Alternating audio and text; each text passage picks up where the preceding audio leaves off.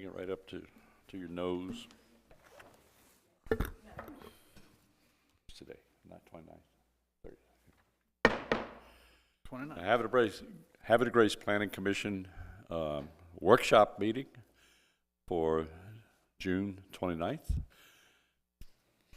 2023 will now come to order.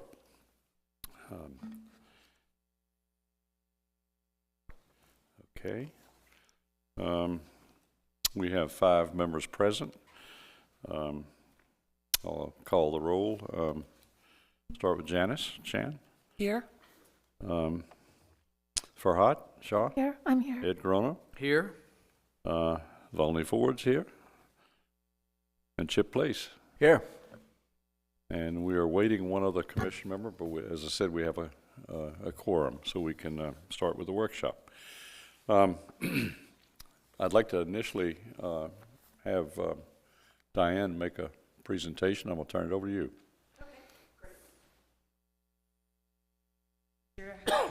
To talk from the microphone here. And just for your background, if you're interested, all of the Planning Commission materials for the work sessions, the chapters that are in draft, they're all on one public web page under the Planning Department. It's called In Progress 2023 Comprehensive Plan. Just so you know. Hello. Great timing.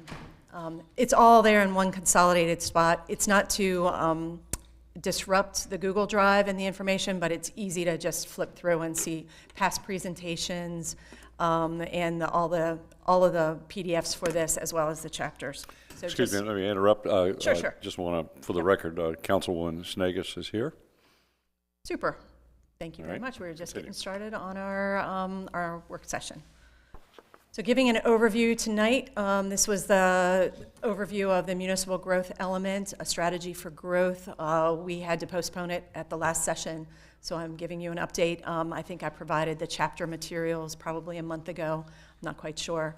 But just to go through that, and I'm going from memory, it's been a while since I produced it, but the municipal growth element is required by House Bill 1141 from 2006. We incorporated it in 2010. Comprehensive plan major amendments that we had to do. This element relates to land use, community facilities, and the water resources element heavily. So you'll see that they all interweave. It may seem redundant, but it looks very different from a growth and development. It looks at it from a different angle. And it really addresses fiscal accountability, the cost of extension of services and growth on public facilities. It doesn't go into details, but it tries to give an overview of how these things get paid for. Just so you can see where it fits within the framework of the 13 chapters. It's the 4th one from the top. We're fleshing out the plan section of the entire planning document. There's a preamble. And then this plan section includes the visions, land use, sustainable community, and municipal growth element, and the relationship to LSHD in one section, and then everything else below that is part of the implementation.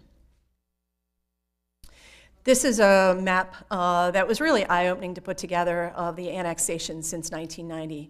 You can see them color-coded by decade, but then there's also a dotted line that shows the annexation since 1998, which was 25 years ago. And we really went into overdrive with annexations at that point. The growth by square miles and acreage was substantial. I won't read the acreage, but we ended up having a growth of almost 75%, which basically almost doubles the size of the physical space of the city of Havre de Grace. We're now at 5.9 square miles. The content, there are 10 subsections that are required. This is a required element. It goes into anticipated future municipal growth areas. All of these sections are labeled. Past growth patterns, capacity of land within the city, land area needed to satisfy demand. These were requirements, part of state law. Public services and infrastructure needed for growth. Financing mechanisms, rural buffers and transition areas, burden on services and infrastructure, protection of sensitive areas, and the relationship of development policy with the city's future character. And I'll just give a brief overview of each of these sections. The anticipated future municipal growth areas. In this case, with this comprehensive plan, we're really limited now to growth areas related to US 40, which would be commercial or mixed use, and then developed areas that are on well and septic, like Shawnee Brook or Havre Grace Heights, or even Susquehanna River Hills, for instance, if they ever needed water and sewer. We have those on the books for serving them. We don't necessarily anticipate that we will serve them, but we just identify them because of their relationship and proximity to Havre Grace. So this actually reduces our plan areas from the 2010 comprehensive plan, largely because of a GHD water study that was done in 2021. And I'll show you the map from that. There's a square up there on the western edge, and because of the already annexed areas anticipated for growth, we have basically the limits of where we can serve identified in that model. So those fringe areas drop away. We had planned to Robin Hood and Earlton Roads at that time just because it was a natural break, but there are also some issues related to topography and environmental resources in the area. So it made sense to have them drop away, especially when the GHD model really backed it down to that planning area. And you'll see that here, the comprehensive plan areas from 2004 and 2010 versus that same rectangular area shown now no longer in our updated plan. The main idea of this chapter is to serve the areas that are already annexed by the city and, to a limited degree, look at Route 40 for mixed use and commercial use. Going into Section 2, past growth patterns, you'll see a description of growth from colonial to US 40 to I-95 development. Very quick section on how we developed over time. Talks about commercial US 40, suburban neighborhood development in the 1980s and 1990s. The outer boundary is now located at I-95, as everybody knows, and then really focusing on the growth of the past 25 years. So that's just an overview of past growth patterns. Capacity of land areas available within the city, including infill and redevelopment. We had to do a factor related to our build out of our annexed areas. We actually have a development capacity. We're estimated at 1,685 units, give or take. Some of those are estimated number of units, but in general, that's what we're planning for. And that was reflected in our yearly survey or yearly report to Maryland Department of Planning. And we're required under state laws, the development capacity from years ago, to carry forward development capacity to show that we can actually develop for the next 20 years. So we established a build-out rate and we can achieve with what we have on the books. We have development capacity for the next 20 years. I don't know what we do after that. It's not like we can continue a long-range target all the time of keeping 20 years of development in the pipeline. That has yet to be figured out by the state, but in general, we're required to view things and plan capacity for 20 years. This is a map from the GHD study that shows the future demand areas for water specifically, but they'll also align with sewer service. And this shows the areas that we are planning on serving, and we put a factor related to what those residential units will be or the commercial square footage, so that we account for it in a very general way. This is it's not intended to be a technical document, but it needs to point to technical documents and be supported by, for instance, those GHD studies for estimation for build-out potential based on EDUs and square footage of commercial. The water resources element will have much more information related to this, but again, this isn't a technical document, it's a planning general policy document. But we try to build in as much real information as possible. The land area needed to satisfy demand, that section is pretty short, and we're really not proposing a whole lot more residential growth beyond our current boundaries and what we have already annexed, except again for those areas like US 40 and places that may need water and sewer in the future. Their next section goes into public services and infrastructure needed for growth, and they break that down further within it, schools, libraries, public safety, including medical, fire, rescue, and police, water and sewer facilities, stormwater management, and recreation, and those are all requirements. But you'll see that these areas, for instance, the community facilities chapter, which gave you maybe 2 months ago, has a lot of these same pieces in it so that these chapters speak to each other. Priority funding areas are outlined as part of this chapter, just as state policy, growth policy, priority funding areas that was designated by the state of Maryland. They ask for, to be a priority funding area, they require you to develop at a rate of 3.5 unit per acre density. All of Havre de Grace, when it was first came into being in 1997, all of Havre de Grace was initially designated as a priority funding area, and as we've annexed, we have to prove that we meet that 3.5 unit per acre density. All of these areas need to be able to be served by water and sewer, and it really provides access to growth-related. The priority funding area designation provides access to growth-related funding, including water and sewer infrastructure, transportation priorities, housing, business development, and neighborhood revitalization, for instance.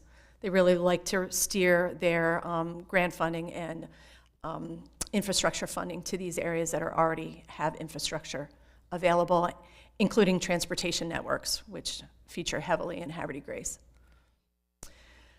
There's a section on financing mechanisms, so you'll see a description related to taxes, fees, incentives, the budget process, and borrowing grants and ARPA funding, just because that features so heavily, and it's a very, very current piece of information.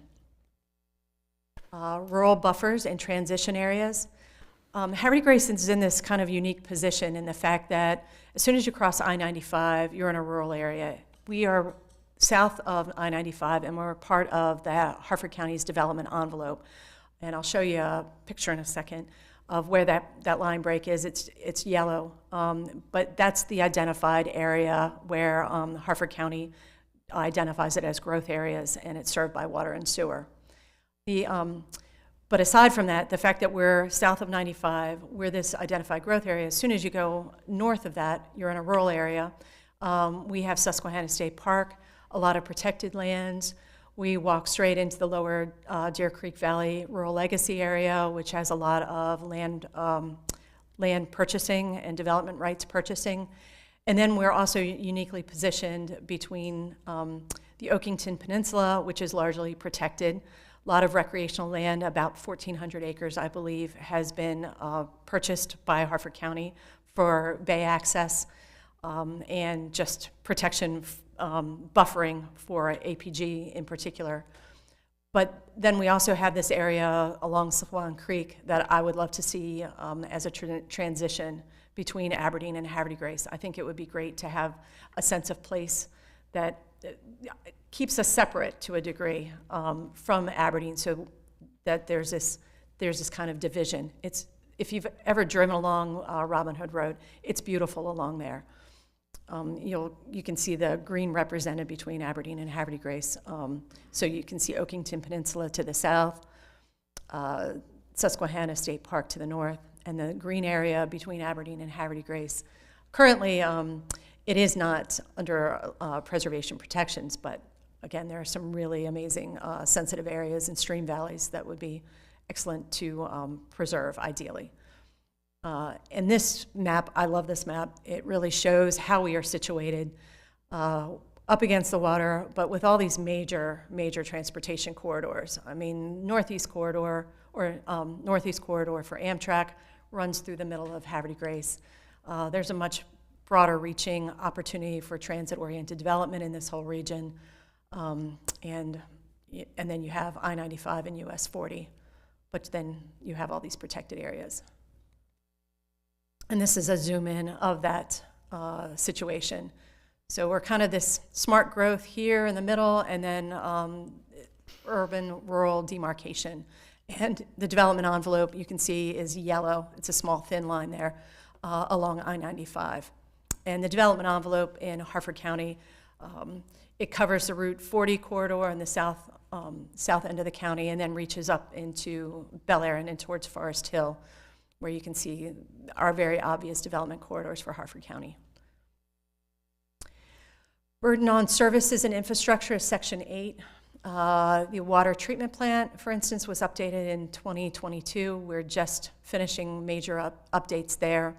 The wastewater treatment plant, which has enhanced nutrient removal, was updated early in the sequence in the state of Maryland at 2010. We were the third out of the gate having ENR up and running in 2010. Our water distribution system, ongoing repairs. We have an aging water system, obviously just because of the age of the town. We have pipes in the ground that are stamped with time frames from 1902, 1906. It's really kind of fun when they dig those up. And then we're doing ongoing studies for water distribution improvements, and obviously for development, extensions of streets, sidewalks, and trails occur during development, as well as water and sewer extension. And we spend a lot of time on the retrofitting and repair in the older sections of the city. Protection of sensitive areas. I don't go into this section too heavily here, just because we have a whole chapter on it. It's sorry. Oh no, you're good. More fully described in the sensitive areas chapter. Environmental resource, we'll be teeing that up pretty soon. And it's addressed at the site and subdivision plan review stage with the application of state and federal regulations during the development process. And another area that we're heavily involved in is a Chesapeake Bay restoration as part of the whole Chesapeake Bay total maximum daily load. All the living shoreline projects, for instance, that has to do with the stormwater runoff in the older sections of Havre de Grace, providing water quality improvements before it reaches the bay. In the past, a lot of the storm drain systems actually just directly outfalled to the bay. And we're trying to take those one at a time offline and make water quality improvements. Here are some maps that we have for the environmental section. Again, we're teeing up that chapter soon. And lastly, in this municipal growth element is the section on the relationship of the development policy to the city's future character. And in this document, I'd like to tie it back to the comprehensive plan 7 visions of a healthy, inclusive, vibrant, connected, green, and more sustainable community that's fiscally sound and is an essential cultural hub and has a cohesive human-scale built environment. Trying to wrap this up in simple language, but hit the point is the challenge. City's future character, and this, happy for you to chime in on what we envision for ourselves in relation to our historic traditional neighborhoods, our commercial areas, our newer neighborhoods, our sister city Aberdeen, our arts-focused and transportation networks. And I used this quote I gave a presentation to City Council last week, sort of an overview of where we are, sort of midpoint review, and I thought this quote was good at the end of that. I used it here first, but then used it there. I thought this was great. What we build will impact how we live, and how we live will impact our well-being. This was offered by a gentleman who is co-chair of Bike Harford, Bruce Kinzinger, who's a medical doctor and is very involved with Bike Harford and biking connections here, and would just love to see sort of a paradigm shift of how we can build in different transportation networks through biking and healthcare. But I thought this just kind of made an overarching statement for the comprehensive plan in general. So thank you very much for your attention, and happy for any comments about this. I feel like this chapter's been a while, so I don't feel like it's as fresh as it could be, but anyway. Thank you, Diane. No, thank you. Anybody have a particular question? Sure. I got people to back me up, I hope, too. Thanks, Diane. Can you go over, I'm sure it's in there, but I haven't really been able to piece it together, where the development capacity number comes from? the 1685. Should be, and hang on for a second, let me get my copy. Okay.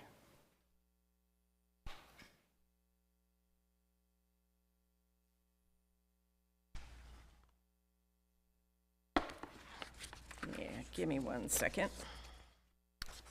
Yeah, is it based on zoning capacity? Is it based on sewer and water capacity? It's a combination. It's more, so every year we have to submit to the Maryland Department of Planning our residential development capacity. And we estimate based on growth areas what that capacity is based on EDUs. What we know, we provide a factor, for instance, for downtown infill, for instance. And I think it's on, actually, there's no page reference, I apologize. It's the capacity of land area available for development. It's probably like about 4 pages in. Okay. And these are basically the numbers that we supply to them. This was based off of January 1st data, but every year we have to submit it. And you can watch the number go down or up relative to whether we've annexed or whatever. So you'll see in here, actually, the number of dwelling units estimated.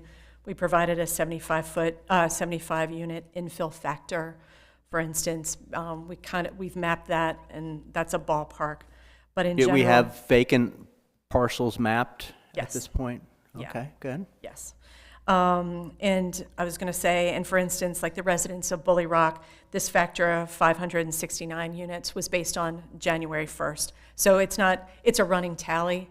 And I caveated at the end what that date was. So in the meantime, we've been building since then. We continue to build through Bully Rock, so that number has been reduced.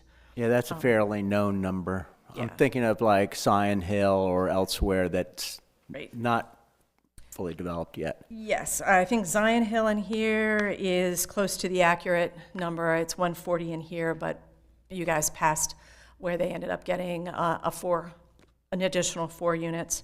And for instance, the legacies, which will be coming up, it's actually identified here as the green property. That's an estimated number of information that we had January 1st.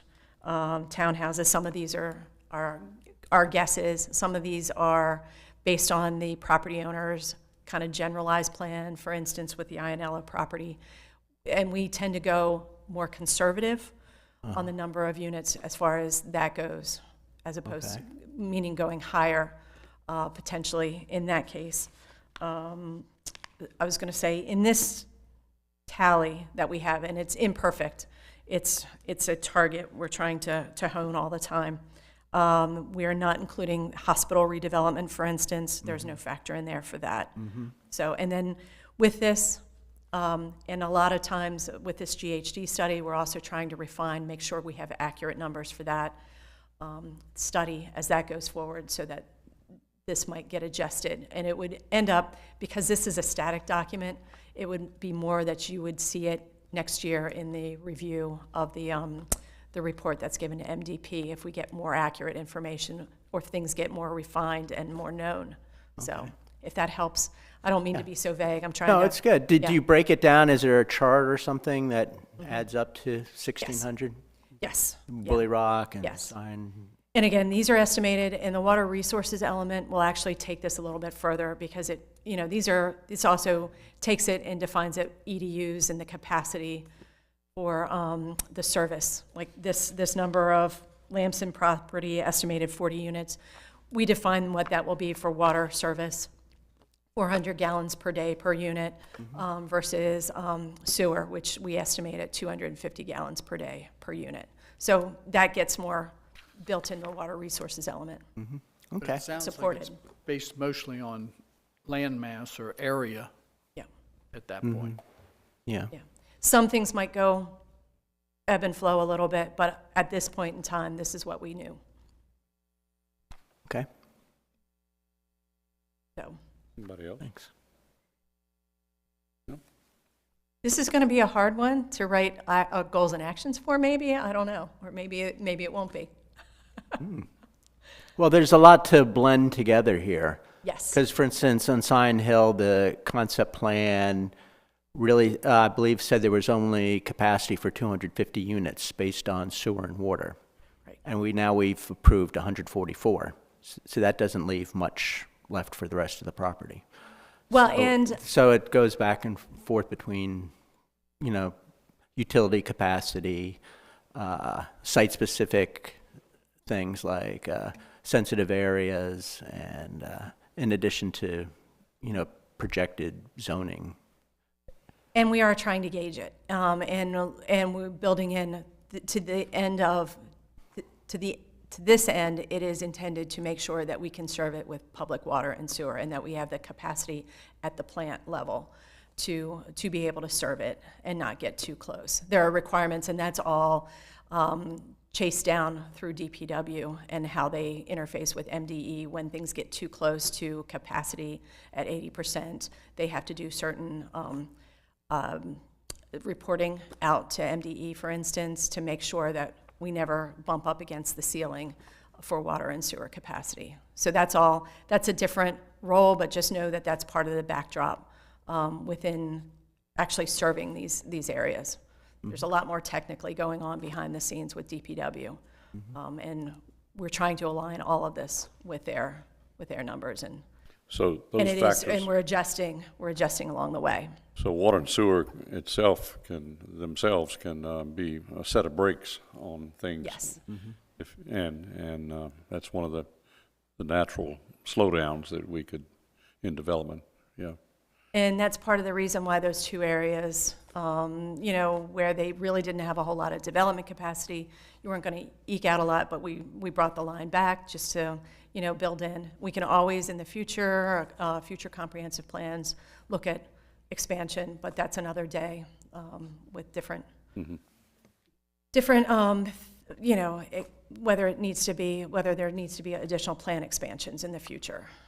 Do you mean expansions towards the sewer, the water and sewer systems, or? Well, there's two pieces to it. There's the plant capacity, whether you can draw enough water and treat it, or send it out as effluent and treat it.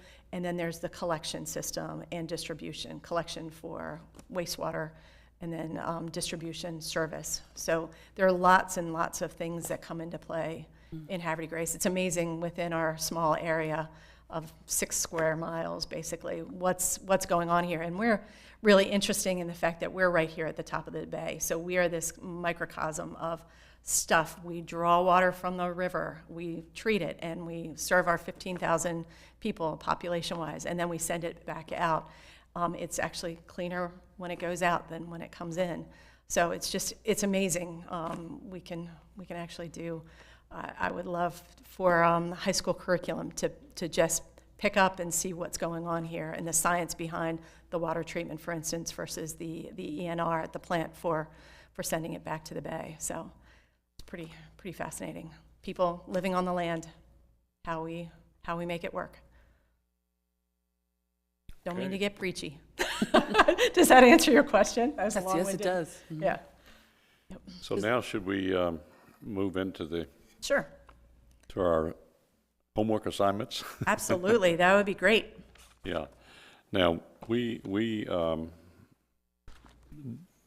first of all divided into groups of 3, and then we soon after cut that down to groups of 2, and then during that whole period, we lost and gained some members on the commission, and we currently have a vacancy.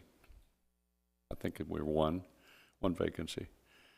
And so we've had to shift the cast of characters that were participating in each of these. So essentially we've worked on 3, what do we call these things, elements, or 3? Yes. Chapters. Is that a good, okay. I just want to use the right term. Oh, no problem. And I know what mine is named. Can you just for the record, speak out the names of those 3 chapters? So we have, actually, hang on for a second. Yep. We have committees for community facilities and sustainable community, and I can hand out, I made copies of everybody's contribution tonight. And then we had land use. And the land use section was tied to transportation with You some say elements. tied to transportation, was it a combination of the two, or what? No, Chip had provided some early comments on transportation, and so you'll see those combined. Okay, so- And Chip, I believe, So they went further than the land use, is what you're saying? yeah, I just didn't want to add, this one, it starts out with transportation on the cover, but the land use chapter, so we have lots of stuff to look at, and I can hand these out if, does anybody have anything else besides these three to review tonight?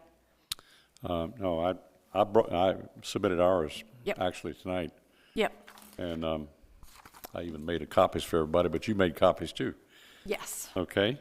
Why don't we go, what I'd like to do, some of you have submitted things that are pretty tight and succinct, and I would say more like a summary of each item that you're recommending, and some go into a lot more detail.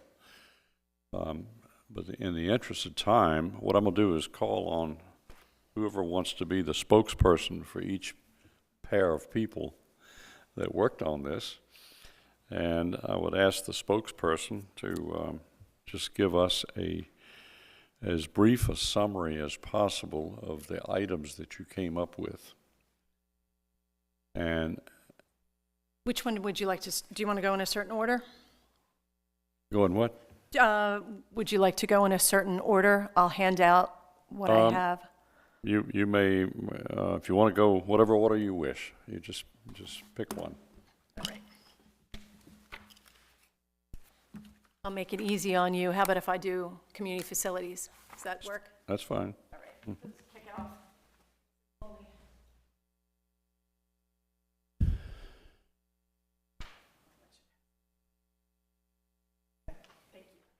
Yeah, I got a bunch of them right here if you want.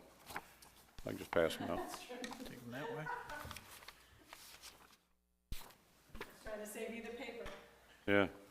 Well, paper's already wasted. We got it. Yeah. Yep. One of these days, I'm gonna build a city for about 4 boxes of copy paper. You didn't get my note? Okay, so Farhat and I, since this is Farhat and myself, we met on June the 3rd, and we developed these recommendations for implementation.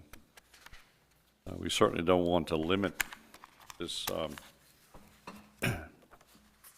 this particular chapter just to those things, and we would always welcome other recommendations from other commissioners, but this is kind of a start.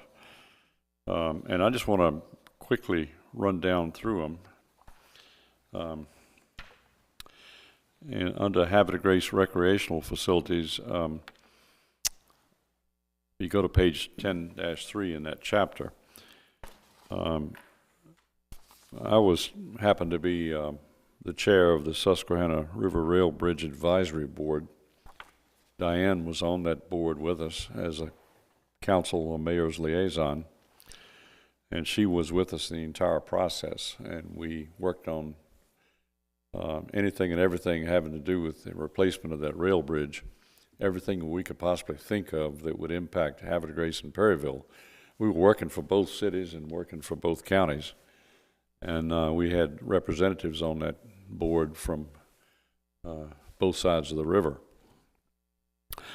And the idea was to come up with things that would soften the impact for the two cities and towns, and would greatly benefit the two towns where we could take advantage of that project.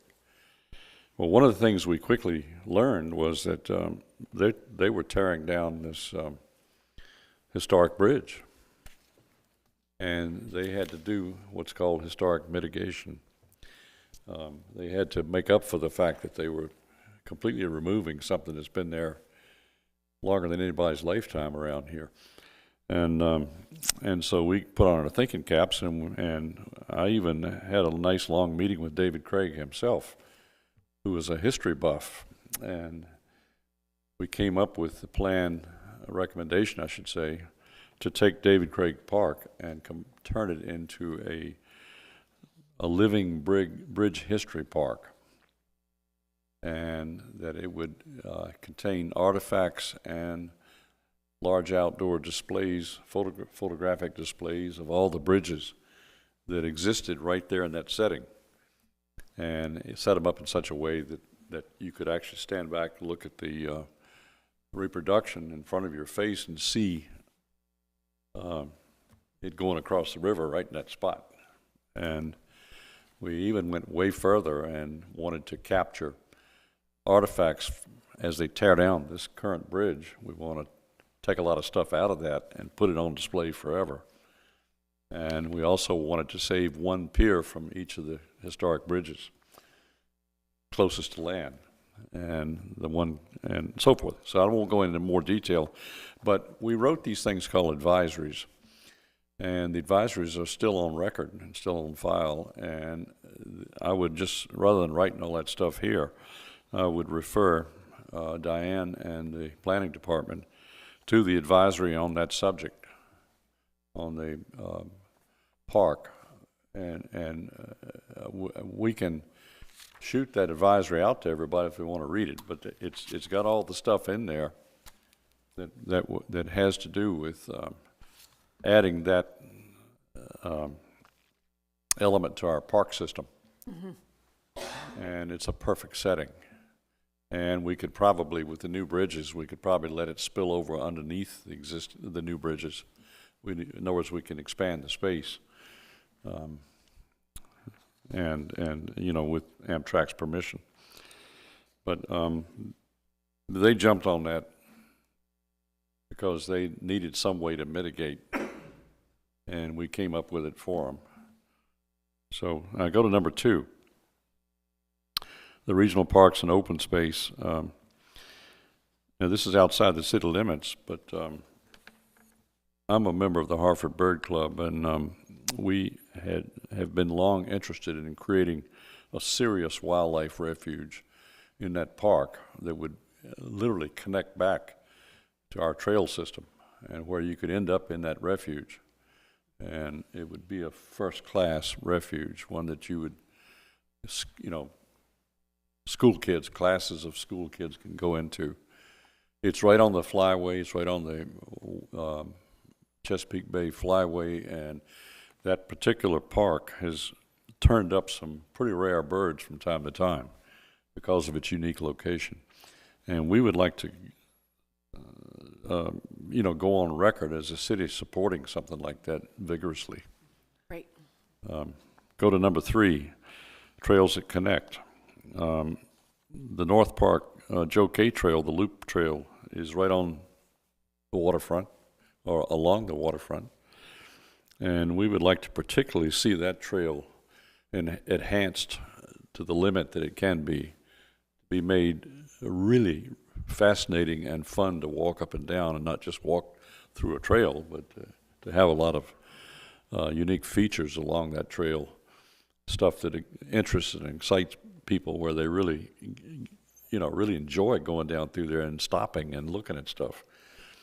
And then I take it another step, and this is something that a number of us groups have discussed over the years, and I'm convinced it's possible, and that's to actually punch the trail straight through the quarry, right along the waterfront. And that would be done by, as it gets right into the loading area, it would actually be going through a large protected culvert, you know, a protected tunnel, if you will. And the loading operations would just occur over top of it, so that nobody is endangering themselves. And then the approaches would be heavily screened. So, I mean, the blasting goes on way back in the quarry. There's nothing going down there, but just in case, and also to keep people from wandering into the quarry operation, you know, it would be fenced side on each side, and then it would be fenced on top, and then it would become the hardened concrete conduit that would go through. And that would, of course, require quarry permission, and of course it would require a lot of money to build that passage through there. But that is a real huge problem with people really being able to enjoy the river and the Susquehanna Greenway. That's a major barrier. And I think it can be overcome, and I think it should be in the comp plan to at least give it that much more impetus. And next one is the museum and cultural facilities. And I've talked to many people in our different museum systems. We have a bunch of really great museums in Havre de Grace, but every single one of them is a very special purpose museum. It focuses on a particular thing. We have no city museum. We have no museum of Havre de Grace. And I'm told there are artifacts stored all over the place, private and public property, that don't fit the missions of those museums, but they're just kept for safekeeping.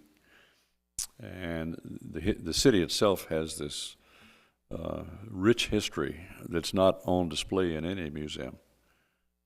And I also know that that there's often been talk of trying to merge this museum with that one, and so forth and so on. And it's very difficult to do when they have totally different missions. To take two specialty museums and say, okay, this one's struggling a little bit financially, or city fathers would wish the two would be could be merged.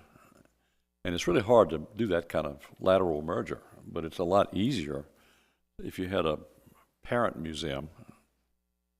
For them, it would be up to the board of directors of the individual specialty museums as to whether they wanted to do this or not. But it would be an opportunity in the future for them to come under the wing of the parent museum. It'd make it a lot easier. I mean, we could have what's called the Havre de Grace Museum System, and then have the subsidiary museums under that with each of their baby boards. There's all kinds of setups, but we don't have the parent museum, and that's what we need. That's what we need. And I've talked to Ellen Fair many times about taking the cannery and one of these days just leaving it as a legacy city museum. And, I was going to say, is he receptive? he was very interested. Good. Yeah, let's put it that way. It's nothing to... Fabulous, yeah. I mean, it's absolutely, I'm not announcing anything because it's just a thought, okay? Yes. All right, and then we talked about all parks needing to be juiced up with much more inviting signage, and sort of when people go from one city park to the next, that they kind of have a common basis of signage and a common theme, for being inviting to the public and directing the public. Kind of the same types of layout and walkway signages and so forth, so that it all just they all seem to kind of fit together. And we'd like to see at each park something that can describe the history of that park and why it was created, because each of the parks has its own history. Mm-hmm. Because what we're finding is more and more people are strolling the city. More and more people are coming from somewhere else, and they get entertained by that as easy as anything else. So you see almost a series of waysides that describe that people can peruse and see. Okay. Yeah. And then we get down to the parks and the next one, the enhanced tour guidance and docent services.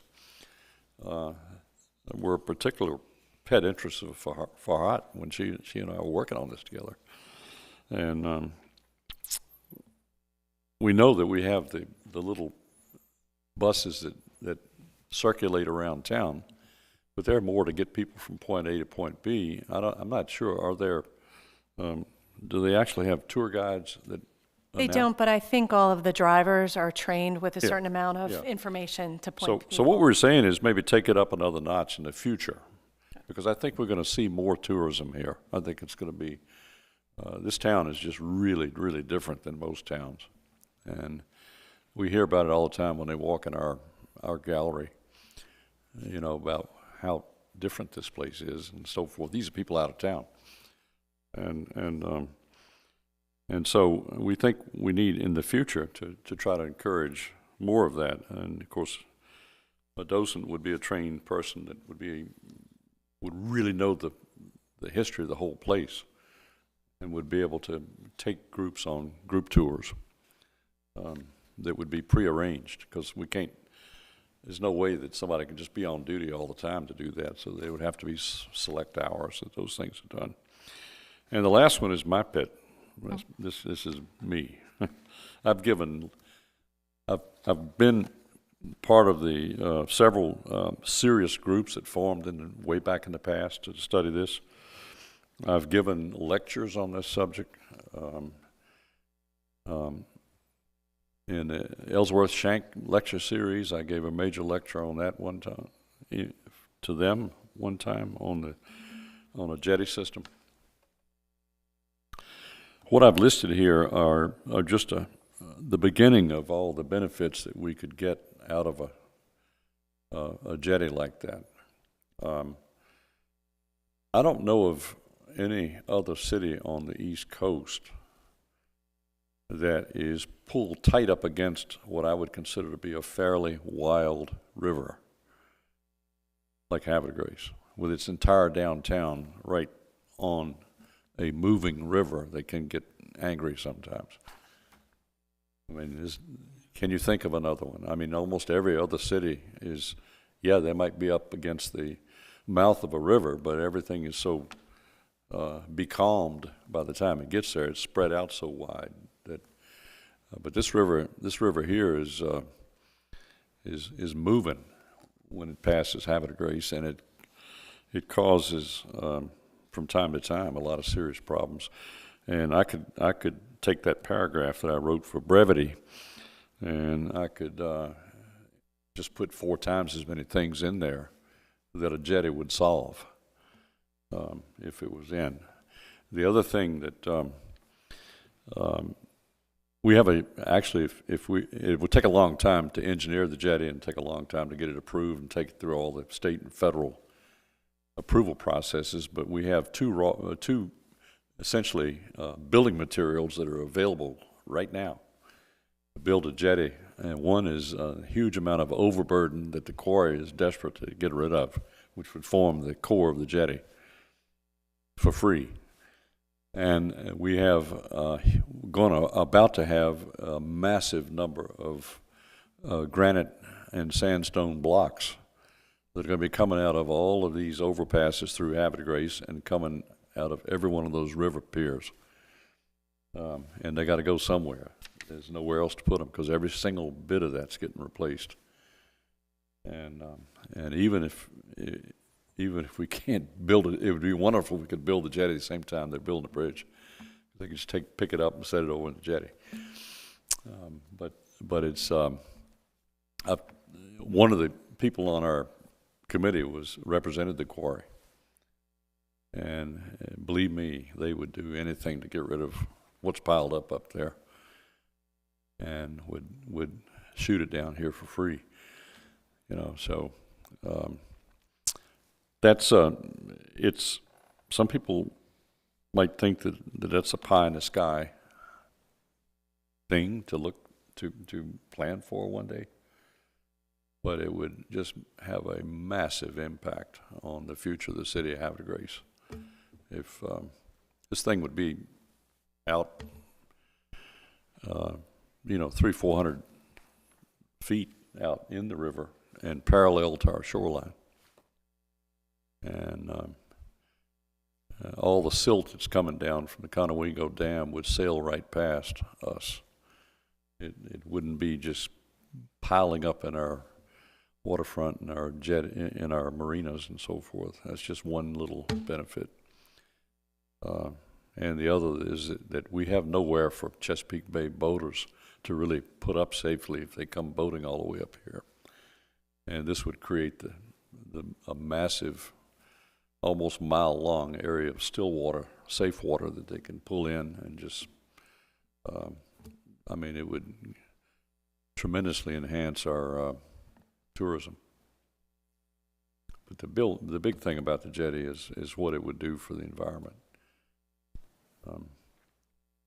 You know, is with being able to create the natural areas up and down our shoreline that wouldn't just get washed away. So enough of that. Those are the proposals that we came up with. Now, Diane and I talked tonight, right before the meeting.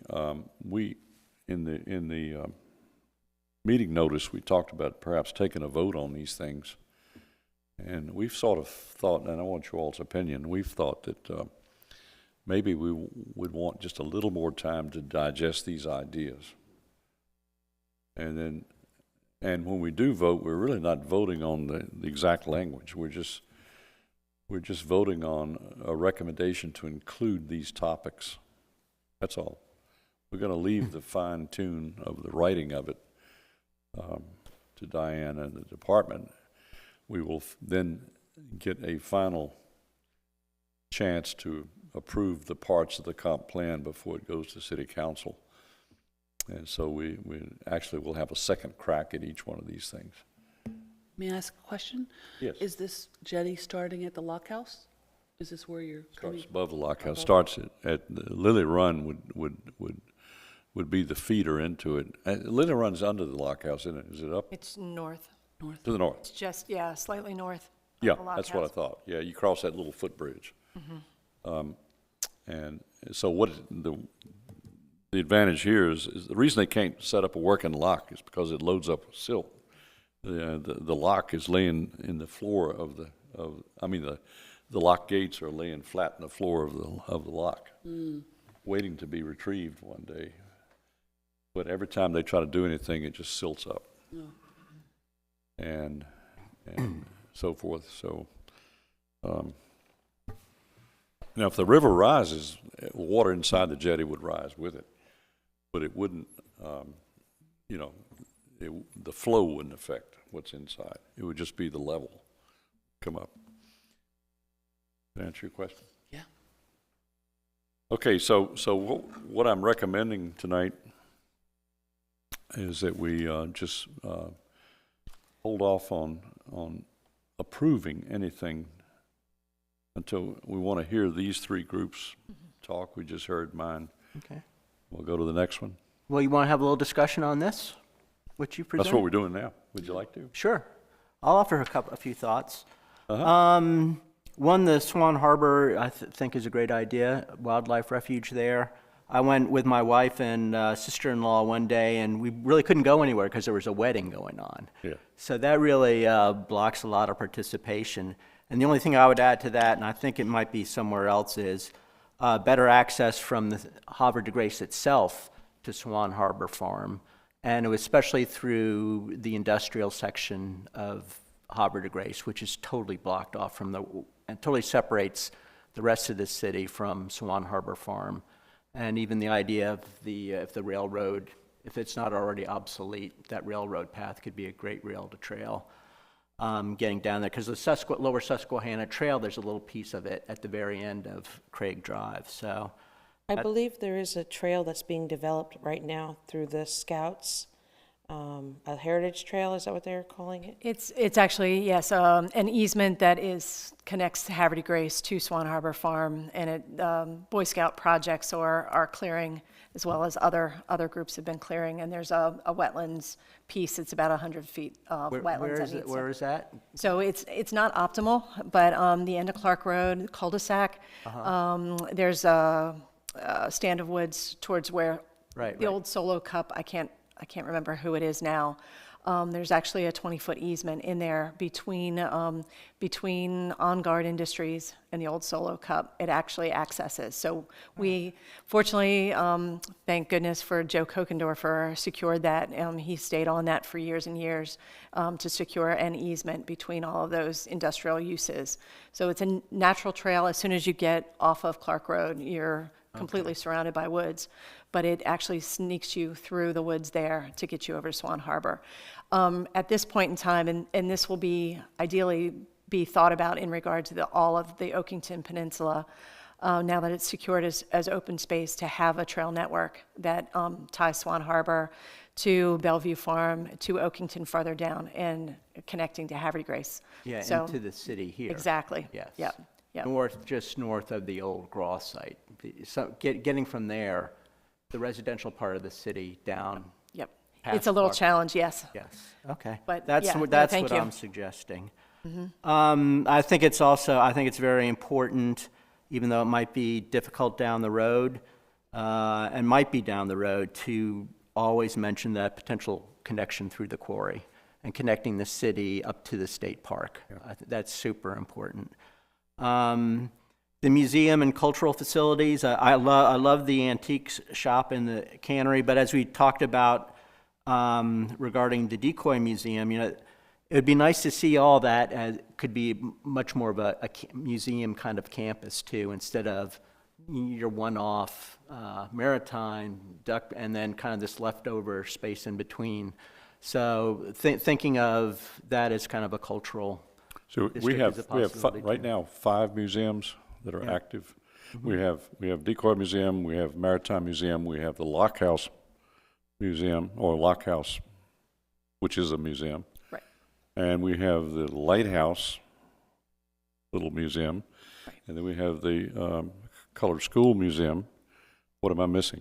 AMVET, the veterans one. Yeah, Living War Memorial at the Is that an actual museum? auxiliary. Up Just there? started. Just started. And it joined the rest of the All museum. right, that's 6. But see, every single one of those deals with a very specific topic.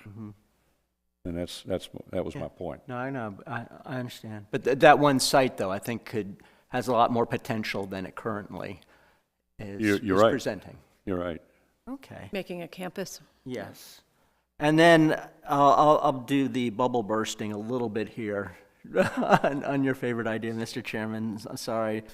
In working on the planning and directing the planning and design of Brooklyn Bridge Park, which is on the East River, also a very active river, with 6 old Port Authority piers that jut out into the river. Our landscape architect, Michael Van Valkenburg, who's world-renowned, had the very logical idea of linking those piers, so you didn't have to go up and back, up and back, up and back. And it was an impossible push through both the state DEC and the Army Corps. So I think that this, as much as I admire the idea, I think it's a very difficult regulatory push, and doing anything to fill in the Susquehanna River or the Chesapeake Bay would be a major regulatory. There's no doubt about that. And as I said, I worked on several serious committees that got into it, and they brought in Corps people, they brought in state people. I mean, they didn't just sit around in a little room and dream up stuff. They actually really rolled up their sleeves and went to work on it. And it was, we knew that it was going to be a long, drawn-out process to get an approval to do that. We had enough. The trick was to come up with enough serious justification, realistic justification, where it would ecologically benefit the river, benefit the bay, and stuff like that, because everything's been so severely altered by the Conowingo Dam and by all the other stuff that man has done along the lower river. One of the ideas is to try to regain some of that stuff. This would also get us back a lot of the subaquatic vegetation that we have lost over the years. We also received that grant for the living waterfront. Yeah. And that would protect the waterfront whenever the Conowingo Dam does its That's release. one of I think that Yeah. entire living waterfront sadly is going to get destroyed Yeah. in one weekend at some point. Yeah. And we'll it's protect just, it. it'll be sad, but a thing like this jetty would protect it forever, you know? Okay. Yeah, but that's. Just a little fair Your warning. point is extremely well Fair taken, warning. because it's, Okay. if anybody thinks that would be an easy thing to do, No, it would not. I mean, just the hydrological studies to see what, putting it in the river, because it'll speed up the river, It's a great idea. you know, because you're making the river not as wide. Yeah, and habitat and everything else. Okay, all right, Very good point, though. all right. Those are my only comments. Anybody else have any questions, comments? I have a few comments. First of all, great work, you two. You did a really good job putting together some ideas. I think it's great. I would just want to say that some things are already in progress, like at the baby steps. So, like for instance, when you mentioned all the parks having inviting signs Sure. and a theme, well, the new parks now have the new signs, and they all have the city logo, and they're the blue and white, and they're beautiful. But I think it would be great. It kind of lends its way towards having some historical documentation added, and I think that's a great idea. And also with the enhanced tour guides, right now the trolley driving ambassadors, they're training, and the ones that have been on for 2 seasons, they're getting stronger with their communications, and you drive by and they point out and talk historically about each individual point of interest, and it's great. And, you know, as time builds and we have more tourists coming in, that is something that could definitely be considered and possibly added to our trail ride on the trolleys. So, what would be great would be a microphone for them to have a little bit of a sound unit to amplify their conversations. Because I was just telling Wolney, if you ever go to any of the European cities, that's how they do it. I mean, you can catch a train or a trolley, it stops everywhere, there's a tour guide, they have a microphone, they'll speak to you, they'll tell you the history for 5 minutes, you get off, you get back on, and they make it very simple yet very interesting and very inviting. And I'm going into a city where I'm a complete stranger, yet it's so easy to track and understand and go around the block in 2 hours. I mean, it's amazing. And I think, like Wolney said, this being a very unique small town, it has a lot of potential in terms of tourism. Absolutely. I think another thing we could do is also have a multilingual people who could speak different languages, because we have people from all over. We're right between Philadelphia, New York, and DC, and people stop here.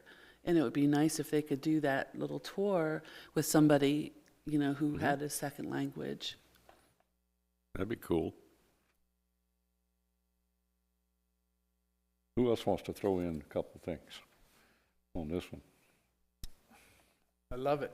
Yeah. It's great. Well, let's go to the next one. Cool, thank you. Sustainable community, you guys up? Tammy and Janice and Warren. And by the way, Warren Hartenstein deeply apologizes for not being able to participate lately because of some health issues. He's going to be fine, but he's just had to go through a lot. Warren, by the way, is his expertise is in economic development, and he served for years and years and years on the EDC. And I talked to him tonight, and I assured him that this is just the beginning. That he's going to have tons of time to put his part into it, everything. So, go ahead. Who wants to be the spokesperson? Nose goes. All right. That means you. No. I'm going to let you do this. Well, thank you for adding comments about Warren. We did have an opportunity to speak as well, and he definitely wants to be involved, and I assured him that we definitely are at the beginning stages, and his expertise will play a big part in helping us come up with ideas, and so definitely more to come with that. So Janice and I met together, and I did some individual reading and looking at the notes as well as she did.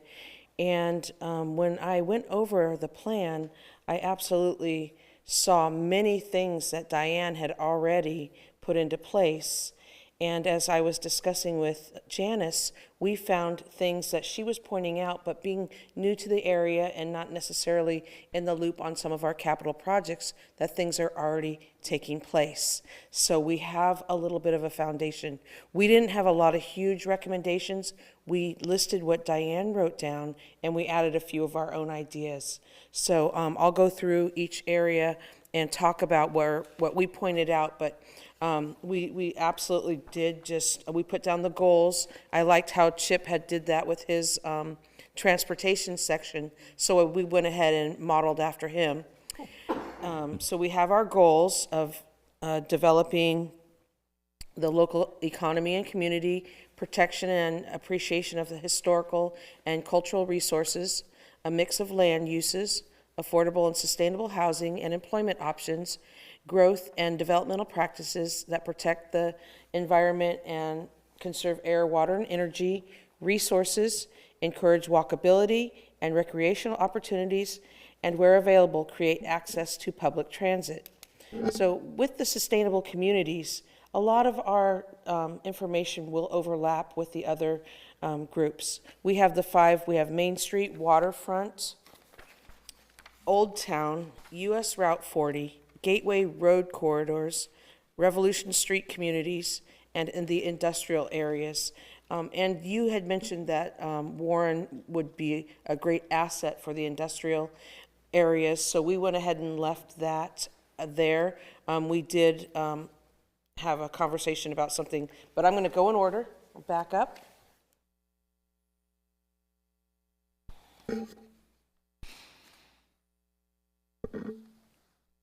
So Main Street, we talked about the Main Street district being a residential business and office area. So, it's important with the downtown revitalization. There's going to be a lot of new construction, and those phases are already in the works with ideas and planning. So, waiting to see how phase 1 turns out is going to make a big difference in what comes down our way. And, we have a lot of grant programs. We have I'm going to back up, adopt the sign for the facade guidelines, the design, the new construction, the constructing the sidewalks and streetscapes, Main Street and arts and entertainment district design, Main Street district, incentives for the facade through the grant program, and supporting the Greater Chamber of Commerce areas. So where we saw the development is we're going to have to wait on some things that are coming to pass, but the capital projects that are underway we'll definitely be able to implement in our 10-year plan. We'll be able to have conversations and, if need be, develop any ordinances that we might need to add. So we definitely know that there's going to be a change in the Water Street that will end up down through St. John in the first phase when we go through rebuilding the infrastructure and replacing the area where we have the trees and the sidewalks, etc. So that's going to happen, and that's definitely where we're going to need to focus. So I think that you laid it out nicely, Diane, and if we can at any time, I'm going to stop so we can do questions in each category. Does anybody have anything that would like to add or say at this time? On the Main Street district? Mm-hmm. Yeah. I was going to say, just to let everybody know, there's a really solid foundation of work that's been done in the past for sustainable communities. So these revitalization areas are in common with past practices and carrying them forward. So we're not reinventing the wheel, but we're just building on it. So just wanted to give you a heads up. And these just to refresh your memory, this is the chapter that has a lot of inset maps for these areas defined. So there is some overlap as well for some of these strategies, but just backing up, it's been a while since we've looked at this chapter. Thank you so much for doing this. I have a question. Sure. The facades, is there already something in the works where they have to submit their facade to be approved?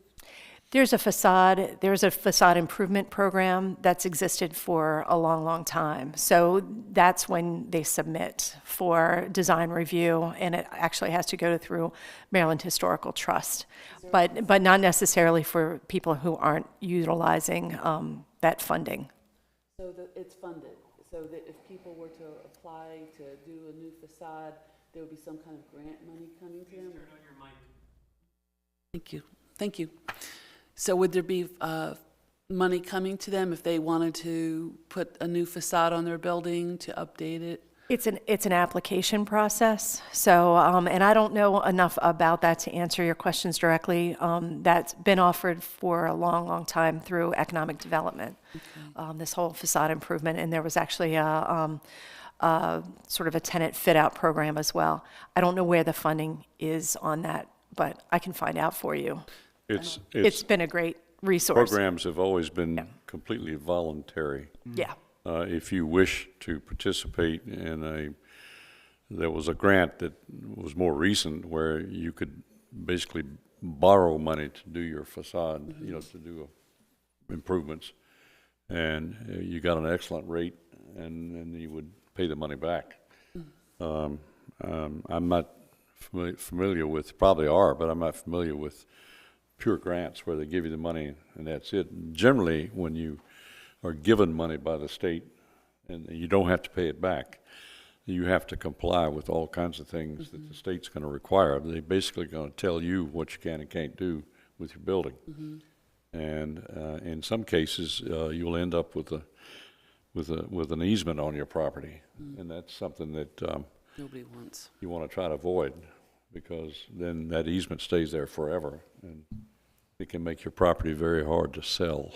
Perhaps we could make a way where it's a non-contingency kind of a grant where they have to submit it for approval with no other strings attached. Well, that's the idea. That's the tricky part. Yeah. I managed a block grant program in Port Deposit many years ago, and I won't take up time tonight telling you what happened, but it was not pretty. And I maybe tell you sometime privately what happened over there, but that whole downtown is in such a tight historic district designation that they can't do anything downtown without state approval. The entire city, town. So it's tough. But anyway, what would be, I think, most helpful would just be facade improvement guidelines that people can take advantage of. That's a good idea.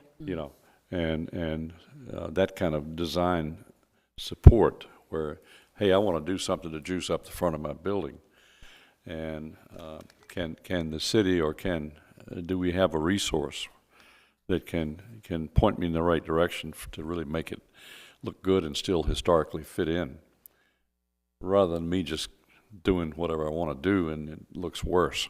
Yeah, I think the guidelines is a great idea. Yeah. And some incentive to encourage them to want to get on board with following these guidelines. I know with grants, there's always strings attached because you have to report and, look back and follow through on, did we accomplish our goal? Did we improve this? So I think having a guideline, a historical and actual documentation that could give people an idea or, Right. Different types of design to guide them to say, okay, this would be fitting in our historical district down towards the arts and entertainment areas. Just finding things that would, blend together and look aesthetically pleasing. Yeah. Yeah, Tammy, I think this section's really good. And I think design guidelines is also very important. We don't have architectural review in the city, correct? No. Only as it might pertain to site plan applications.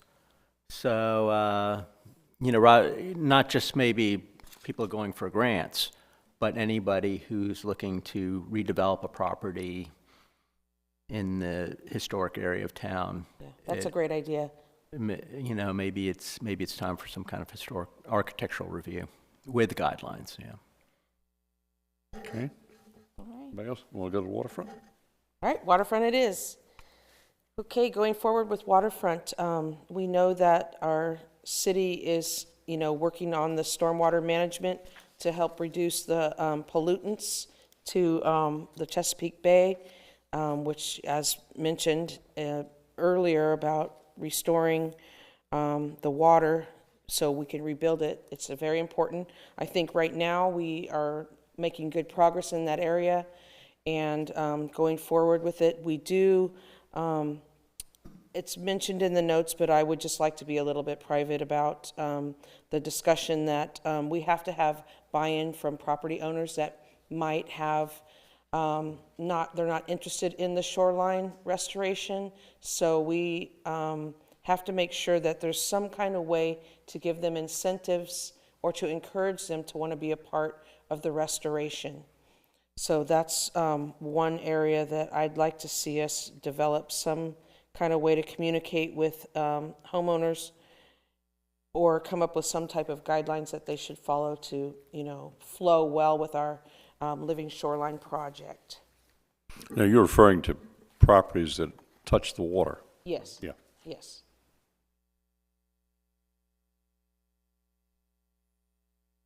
Okay. All right. And the second bullet point talks about the pedestrian and bikeway connection to the city, as mentioned earlier in our overlapping conversation with the Oakington Peninsula to the Susquehanna Park through Swan Harbor. So that Swan Harbor, that's very important to see that continue and build upon that. The third bullet point, physical improvement to the public land with the city, such as the signature sidewalks. We have that already taking place in our phase 1. Going forward, we'd like to see that going on down through the waterfront, from Washington Street down St. John Street to the waterfront, all the way through. And that was discussed at our last council meeting.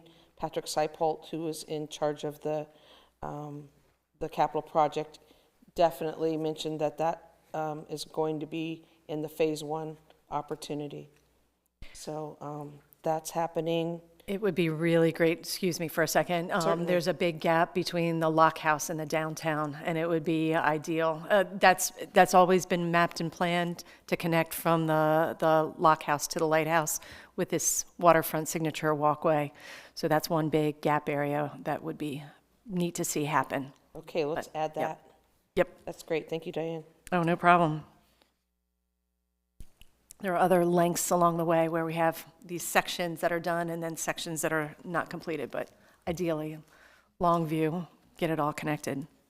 Thank you. You're welcome.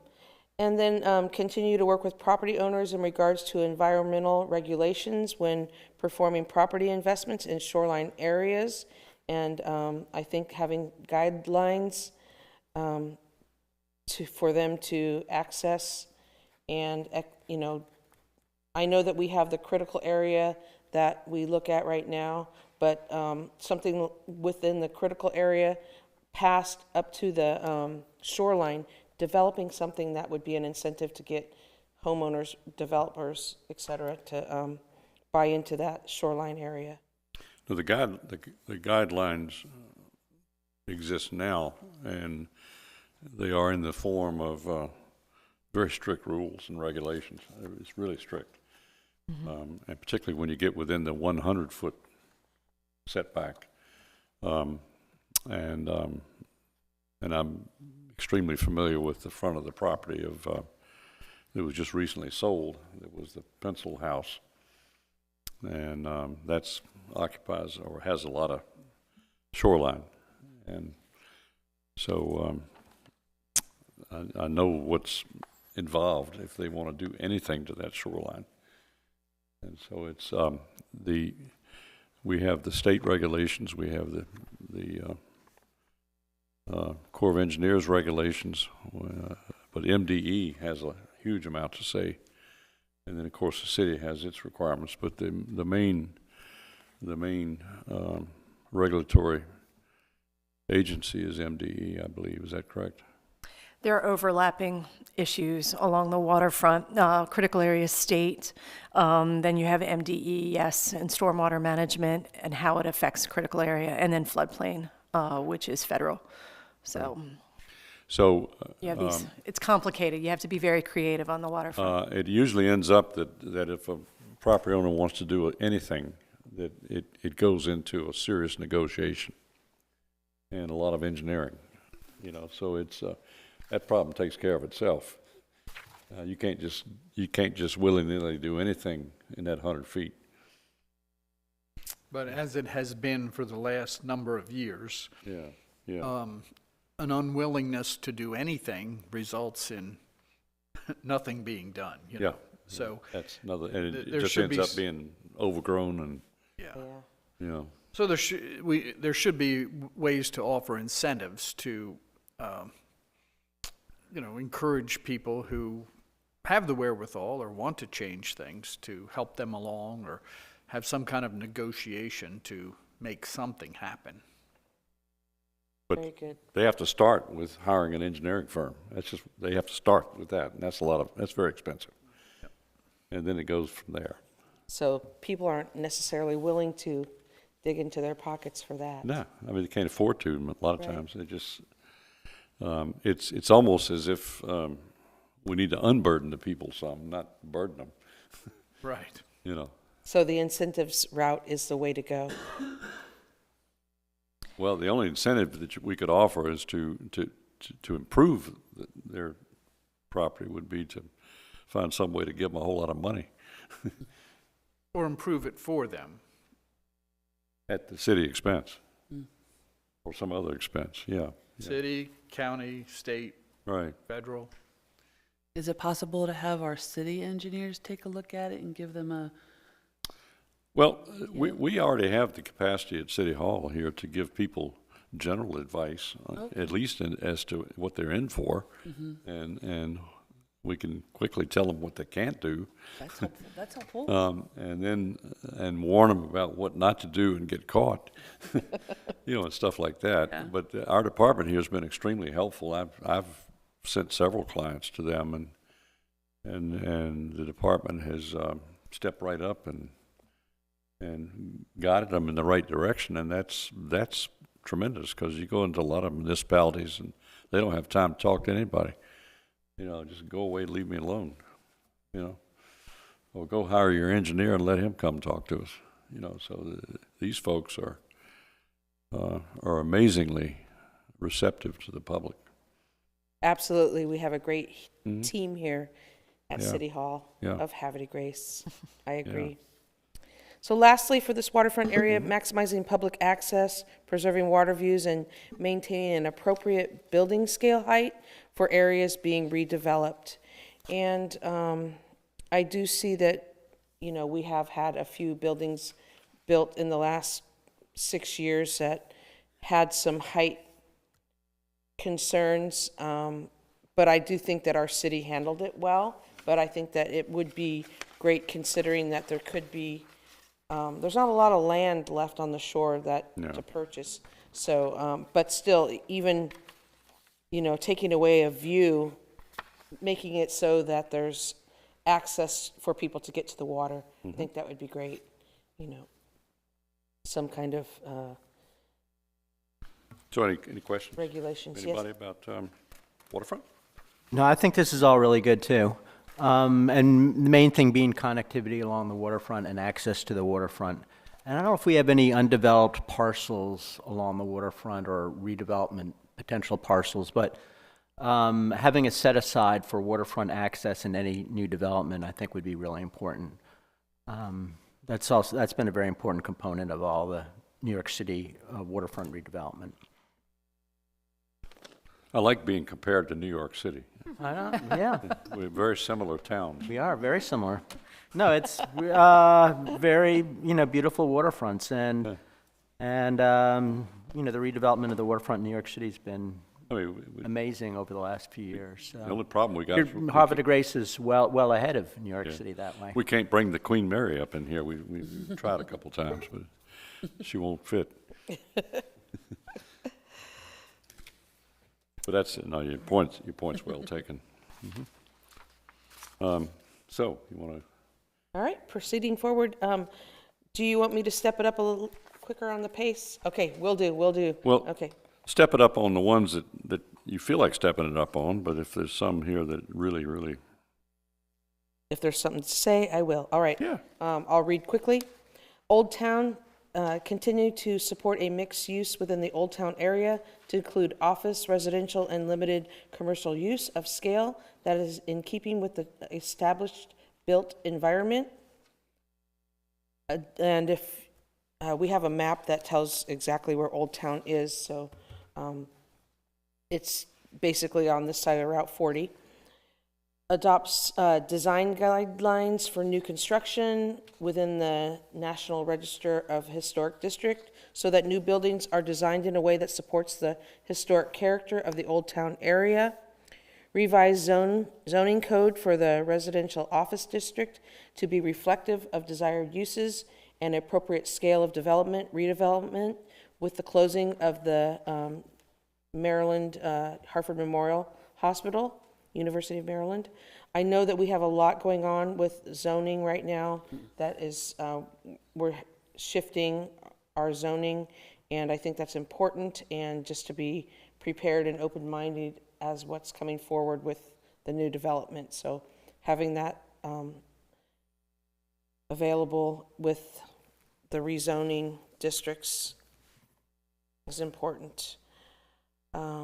Working with property owners regarding new development in this area so the improvements are compatible with existing structures and surrounding content. Continue to support local and regional transit bus systems as they serve these densely populated neighborhood areas of the city. I think, having some kind of means for at least a bench, covered benches. I know that there's sometimes a concern with people habitating on them, but it is would also be nice for people to have a little bit of protection from any elements if they're waiting for the bus. And continue to ensure that there are complete sidewalks continuous throughout the Old Town area that are ADA compliant. I know that our Department of Public Works is working diligently to make sure that any new sidewalks that are put in are ADA compliant. We have the one that's just recently coming up, Lafayette, from the Lighthouse up to Market Street. So that's, one sign of evidence that we are very capable of handling that task. Questions? I just have a couple of comments. Yes. Excuse my examples with European cities. No worries. But if you ever go to, like in England, if you go to their countryside, they preserve it as much as possible. A cottage from the outside is still a cottage. Inside they could have, indoor pools and whatnot. But the essence is to keep the countryside looking like a countryside. And I think this is speaking to my heart because when I go through the city, one is that I see some old structure that is really, really beat up though. And I don't know what is being done to keep it that way or maintain it that way so it doesn't look old and dreary. They still look like historic places, but it some of the houses, it almost seems like they're going to fall off, So that was one thing. And the other was what I mentioned earlier. The old stays looking like the old, but inside maybe the homeowner can do whatever they want. Right, I exactly agree. It's like we are replacing the infrastructure of the water and sewer, but we're going to, replace it with the beautification and keeping the type of walkability with the designs so that they're, uniform, but look kind of old school, I should say, cobblestone, and have, designs where, they are modern in respect to, you have lines in the road when someone's crossing the street, they can feel the access that's ADA accessible. People can, see which direction to go in. But the design and keeping it modern, but yet keeping it Maintainable. historical. Yeah. Is that what you said? Yeah, but even some of the older structure, I think it could use some maintenance. Yes, and with homeowners, that's the greatest incentive. And I know that there's a lot of rentals in our area, and just we are working towards developing a long-term rental agreements with homeowners, and we would like to see that bring forward some of that responsibility.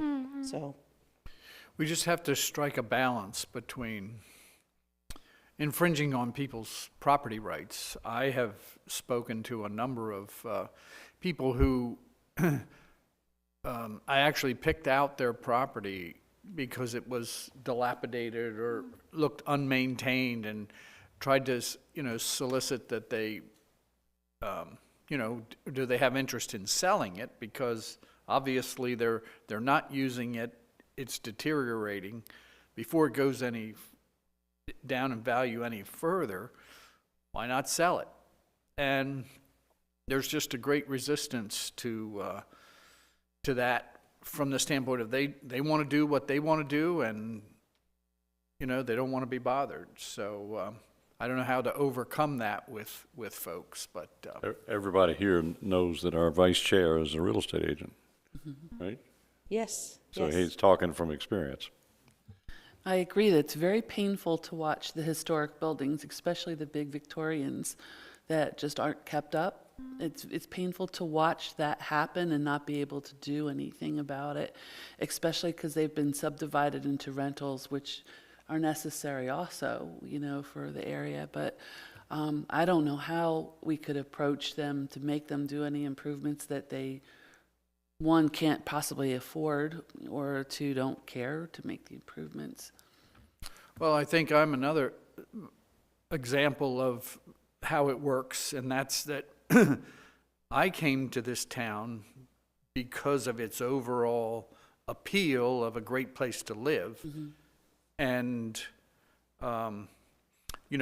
sought out an older home in need of tender loving care, and that is what brought me here. So as we continue to make this town or this city more desirable of a place to live, there are people who will do that. They will put their money into these old structures and redo them. I mean, there's numerous examples of that around. So The Historic Society does that. They give those plaques out when they restore. The tendency in Havre de Grace up until about the year 2000 was to take these big old houses and cut them up into apartments. And there were two changes in code and law that suddenly reversed that trend. And one was the requirement, if you have three or more units in a building, you had to sprinkler the building. And that was a sprinkler code. Well, that put a big damper to people trying to cut up old buildings and do that. And so that was probably one of the main drivers that tended to reverse that trend. And the other was the building codes that require all kinds of fire separation and separate exits and all kinds of things that didn't exist before, when all these places were being divided up like that. And we had an extremely high ratio of rental property to owner-occupied property when we were doing the 96 comp plan. And that ratio has changed dramatically since then. So we're not saying that it's bad to have renters. We're just saying that we were way over the average. In fact, we exceeded Edgewood and Aberdeen by far in that ratio, and then it changed. And what that did was it brought up the property value. It made people far more interested in rehabbing big old houses that had been cut up and then bringing them back into singles or turning them into a bed and breakfast and that sort of thing. A B&B operation produces enough money to be able to restore an old house, and that's the charm of the B&B, is the restored house. So we've already we're seeing that reversal to our advantage already, certainly in the last 20 years. It's been amazing. But I think that everything that you're talking about here is absolutely should continue to be our goal. Yeah. One more thing about the RO district. I'm surprised at some properties that are zoned RO for where they are,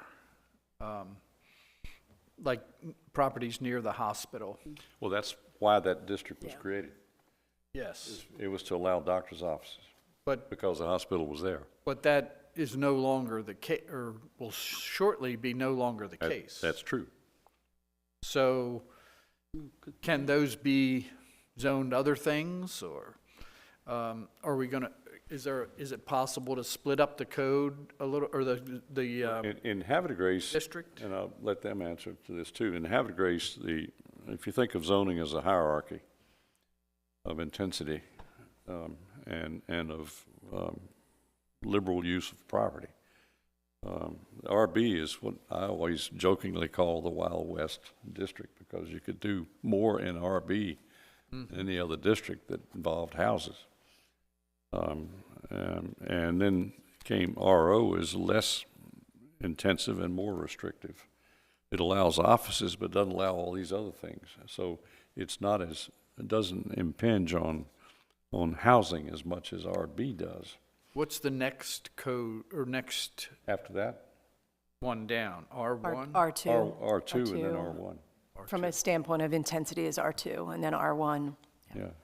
I R1 believe is- we have a consultant study underway regarding the whole hospital site and rezoning of that. That's coming. So I was going to ask, what's the status of that? I wish Tim were still here, Yeah. because he's more directly involved with that, but you bring up the RO specifically, and that was created around the hospital to allow those office uses around the hospital. Actually, And the consultant study is to look at differently zoning the hospital and surrounding areas. but it was a question of the cart or the horse came first. The hospital's been there for Yes, long before we had Yes. zoning.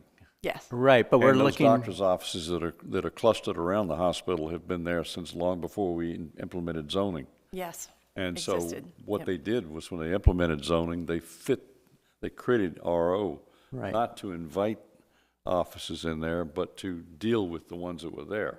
Yes. Yeah, I understand that, but now we're looking forward, and we have a study underway to look at that whole area in terms of rezoning, and I've advocated for very, very, very careful site-specific planning of that whole area in anticipation of the hospital going away. Well, it's certainly going to take some study. It's even though the hospital goes away, those office buildings don't go away.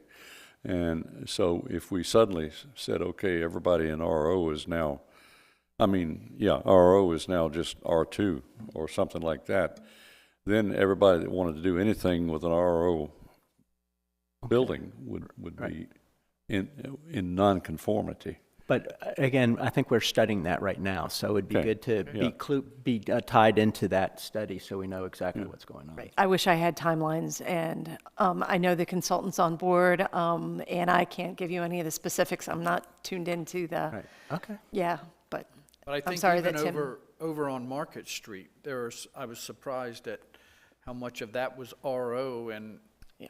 it's obviously very residential. So, Okay, let's see, where are we here?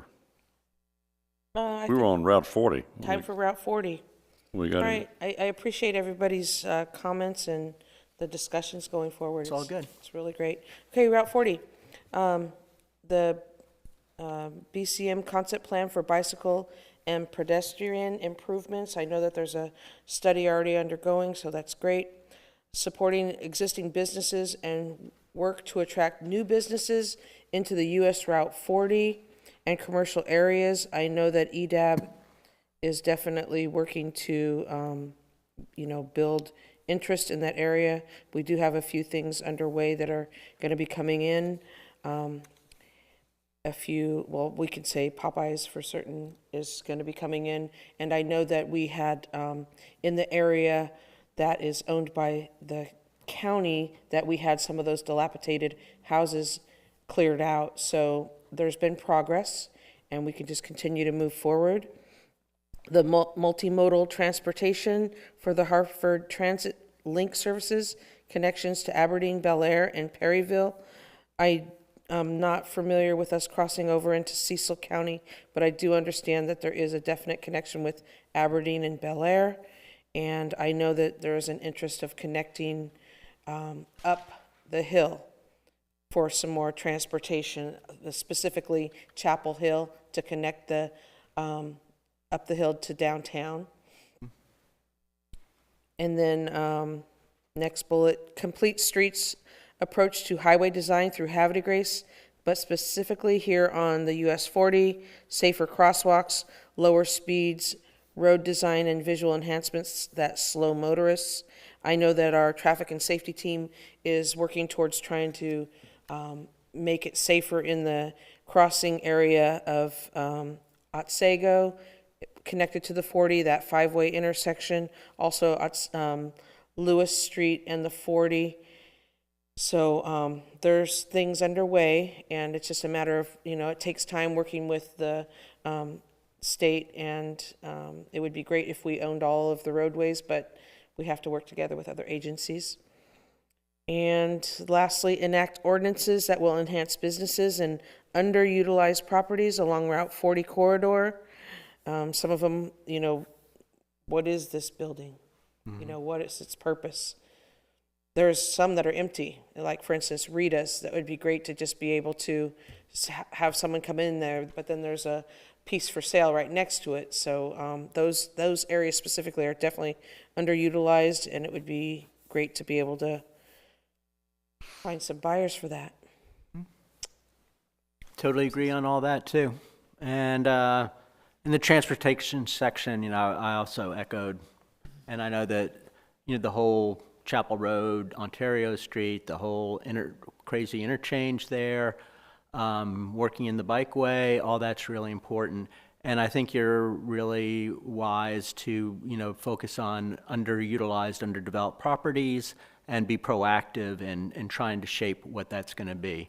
It'd be nice if we could be proactive more broadly on 40, and that could be its own master plan process, like the hospital site maybe, but certainly focusing on underutilized properties there and how they fit in is really important. I kind of agree with you about having it as its own master plan, because it's a big It is. project to It try to is. get businesses to come into those particular areas. And Yeah. Flex. And have it Yeah. all hang together and both look and access, and it's definitely worth its own attention. Some of the things that we've looked hard at in the past and recommended strongly in the past, and I think that we should keep these alive in this comp plan. Several. Number one is it's a ridiculous distance from all the way down at the Otsego Street intersection on Route 40 all the way up to the Lewis Lane intersection, and to not be able to cross over and come back down. It used to be a crossing there, and the State Highway Administration messed it up. You used to be able to come straight out and cross over. Now we're getting a big funeral home right up there where, Oh, right. and I don't know how they're going to make a left turn with funerals. They're gonna have to go all the way up to Lewis Lane and then double back down again. Is that the Chesapeake Grill? No, next Bayou. The Bayou? Yeah, the Bayou. Okay. And it's just, there needs to be another crossover in Route 40. And a way to not only cross over, but make a U-turn. And because of that great travel distance up through there. The median in Route 40 needs to be enhanced and made and much more beautification in that median, like they did in Edgewood, something similar, because they had a median down there that not even as wide as this one, and they sunk a ton of money into it. The state did, and it looks nice. And we don't have a very attractive median in Route 40. And then we've got the long automobile junkyard that's right there. Right. It's private property, but it's sooner or later something has to be done with that. And the same thing for the commercial construction equipment junkyard that's further up on the other side. And I'm not going to mention names, but we'll just talk about what we see when we go up through there. Right, you know, when you see the car junkyard during the Winter time. summer, during the summer, Yeah. it's not so such an eyesore, but during the Winter. winter, when the trees are bare, Sure. you can see all the cars. You Yeah. can even, you know, hey, there's that, you know, you need to be paying attention to the road. But I think when it comes to Route 40, I think we should be pretty strong in the comp plan on appearances and on what it looks like, because we've got the worst looking Route 40 corridor of any community between here and Baltimore County. By far, it's the least attractive. Well, and also function. I mean, it's interesting, we have this node of activity that goes on, but we only have 2 safe pedestrian crossings that aren't necessarily very safe. But when you talk about reconfiguring and making crossovers for car access, it wouldn't be bad to look at necking it down through this Right. community and looking at more pedestrian crossings Now, and rethinking it. The more pedestrian slow everybody crossings down. keeps the traffic slower, Exactly. and they're not going to have as many now accidents with people. the other Exactly. thing, it's kind of a raceway down through Yes, there. it is. Yep. Sure is. Yep. The other thing is that we've got to find a way to bring Chapel Road straight down to the Route 40 intersection. Agree. We've got to. I mean, however we do it, we've got to get rid of that Chapel Road intersection that's away from the main intersection. Yeah, it has that right turn only, which leads them through and around, but that gets blocked, and it's It's I mean, anybody that lives up Chapel Road and has to feed through there, it drives them crazy. And you have a problem on 95 where that traffic comes streaming down. Then it just locks everything up. It just totally locks up everything. So that's a major thing. I've got some others, but they don't apply directly to Route 40. But I think those things. I think we need to get specifics in this plan. This particular thing is we want to see this done. This particular thing done. And the more specific we get, I think. I don't mean we need to get down into the weeds, but we don't need to put a stop sign on this street. We don't need to go that far, but we need to take these things a bite at a time and see how many of these we can accomplish in 10 years. That's all I got. You got anything? Anybody? Well, I appreciate your comments, and I do know that traffic and safety is trying to work with the administration and with the state delegates to try to get help, and along with the route. But I've always felt that 40. stuff like this really has to start in our comp plan. It's got to be rooted. Right, the plan. absolutely. So I think it's They'll great. pick up the plan and say, well, you didn't say anything about it here. Yeah. We'll put you up the priority list a little bit. That's great, and Yeah. I think that being more specific Right. and pinpointing at least a few that we know we could conceivably accomplish would be great. That's the single most important thing in the whole city, really. is straightening out that Ontario Street intersection there. And improving Ontario Street, by the way, up the hill too, so people aren't walking on the side of the road. And maybe we could even work more directly with the Safety and Traffic Committee and you know, put a lot more, Is that road a state road or a city road? What road? Chapel Road, County. County. County? well, I think it's like, it's weird, it's half city, half county. City where it's in the city, yeah. Yeah. What? So it's city all the way up then, right? Yes, for the most part. I mean, you have a little bit of like privately held outside the city properties, so it goes to the center line in some cases, but primarily it's a city-owned road. It's a mosaic. Yeah. Way back in the old It's not days, state. people's private That's not property lines safe. went right to the middle of the road. Oh. Yeah. And the jurisdiction enjoyed a permanent right-of-way use. You know, they Okay. couldn't, no, they had an absolute implied right-of-way that went right through the person's private property. Oh. And so that as you go up Chapel Road and you look at the property line map, you'll see that a lot of property lines, some do, some don't. They just run out to the middle of the road. It's pretty cool. Kind of crazy. Yeah. Yeah. Wow. Same thing on Robin Hood Road. Yep. It's property lines right to the center. I love that road. Yeah. All right, on to Gateway Road corridors. Favorite.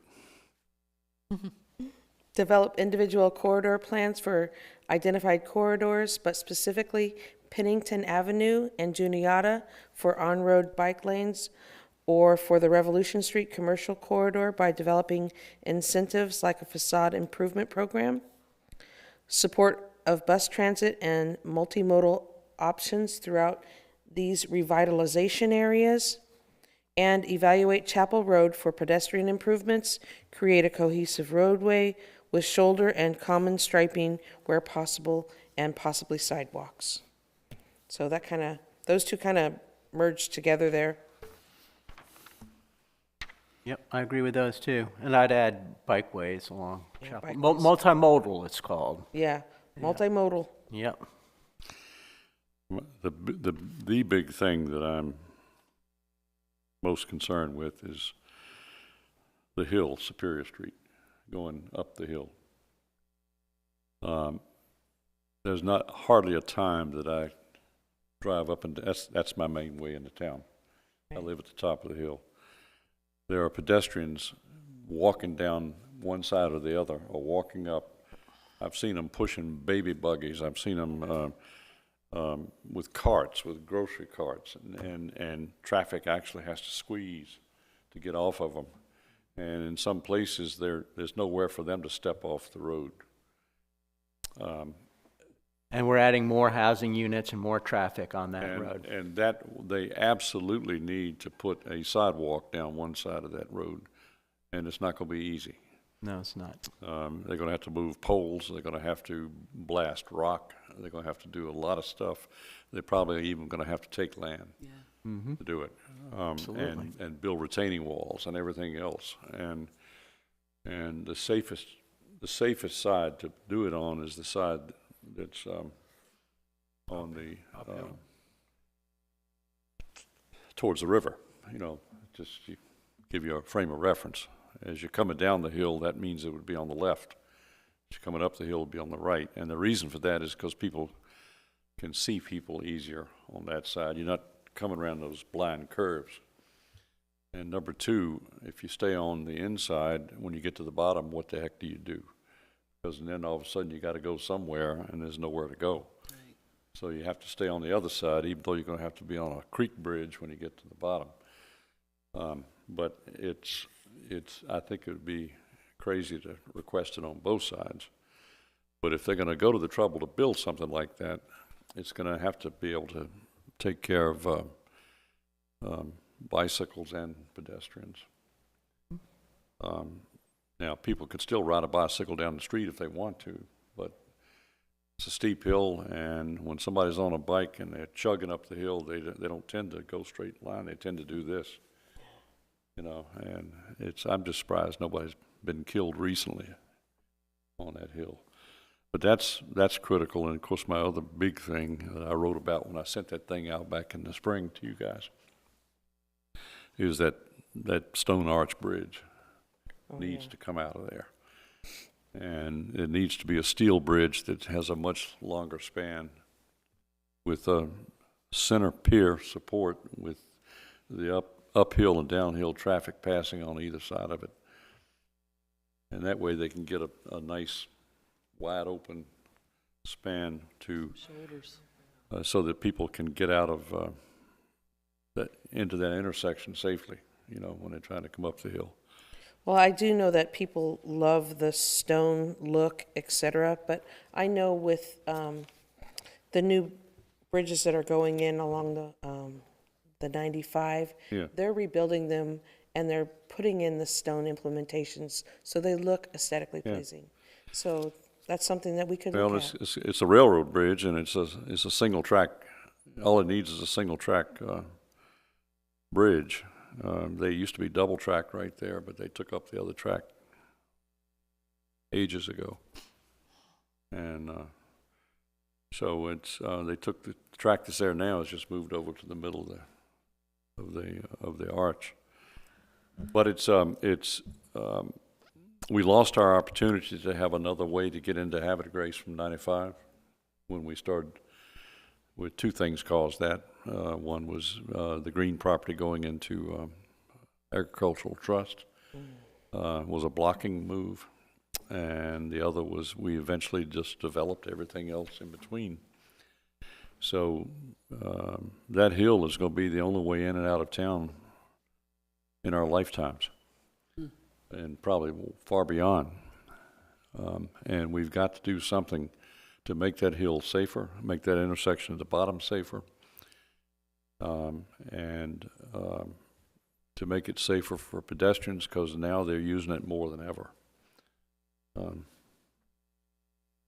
That's my thing. I think we need to really hammer that one home in the comp plan. Yeah. I have a concern, and I mentioned this with Diane prior to being on council, about the service access for service vehicles, some way of having, there's that Maxa Road, that bridge that crosses over and such, and I just think it would be, not for necessarily for cars to cross through there, but for, easy access for service vehicles, because going down Superior, if the traffic's backed up, it's hard to navigate for them to, get out to the freeway, to the 95. I'm confused. Where are you talking about? Okay, between Aberdeen and between, Highway 80, or exit 85 and 89, there's a couple streets that cross over, little overpasses. One's called Maxa, and I forget the name of the other one. Right, Paradise Road. Paradise Road, thank you. Just finding some way for vehicles, emergency vehicles, to get access to the 95 in the event of emergency. So that's something that's been on my heart, but I know that it's, with all of the building that's going on and what's in between, it's very restricted, as you mentioned before, with the green property, that, causing a roadblock. So I know that those roadblocks are out there. Yeah. That particular road has accidents constantly on that section of 95 from the bridge all the way down, and emergency vehicles have to go all the way around to get to it. I think it's important. So, well, it's something to consider. Any more questions on this section? Nope, we'll go to Revolution. Okay. Revolution Street Communities, pedestrian improvements, safe crossing, especially in proximity of the middle and high school complex, redevelopment of the Tranquility Townhome site, making use in the existing and road network, and in the consideration of the large trees that remain, tree retention to the greatest degree. Neighborhood enhancement of street trees, support the Revolution Street commercial corridor by developing incentives like an approved facade improvement program to champion neighborhood businesses, infill development and home ownership programs, and crosswalk, three-way intersections such as Seneca and Revolution. Three-way.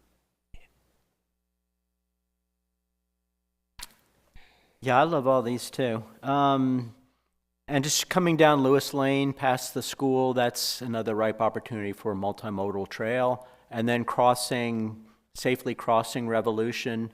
And then once you get over, I don't want to mispronounce the name of the street, Pusey?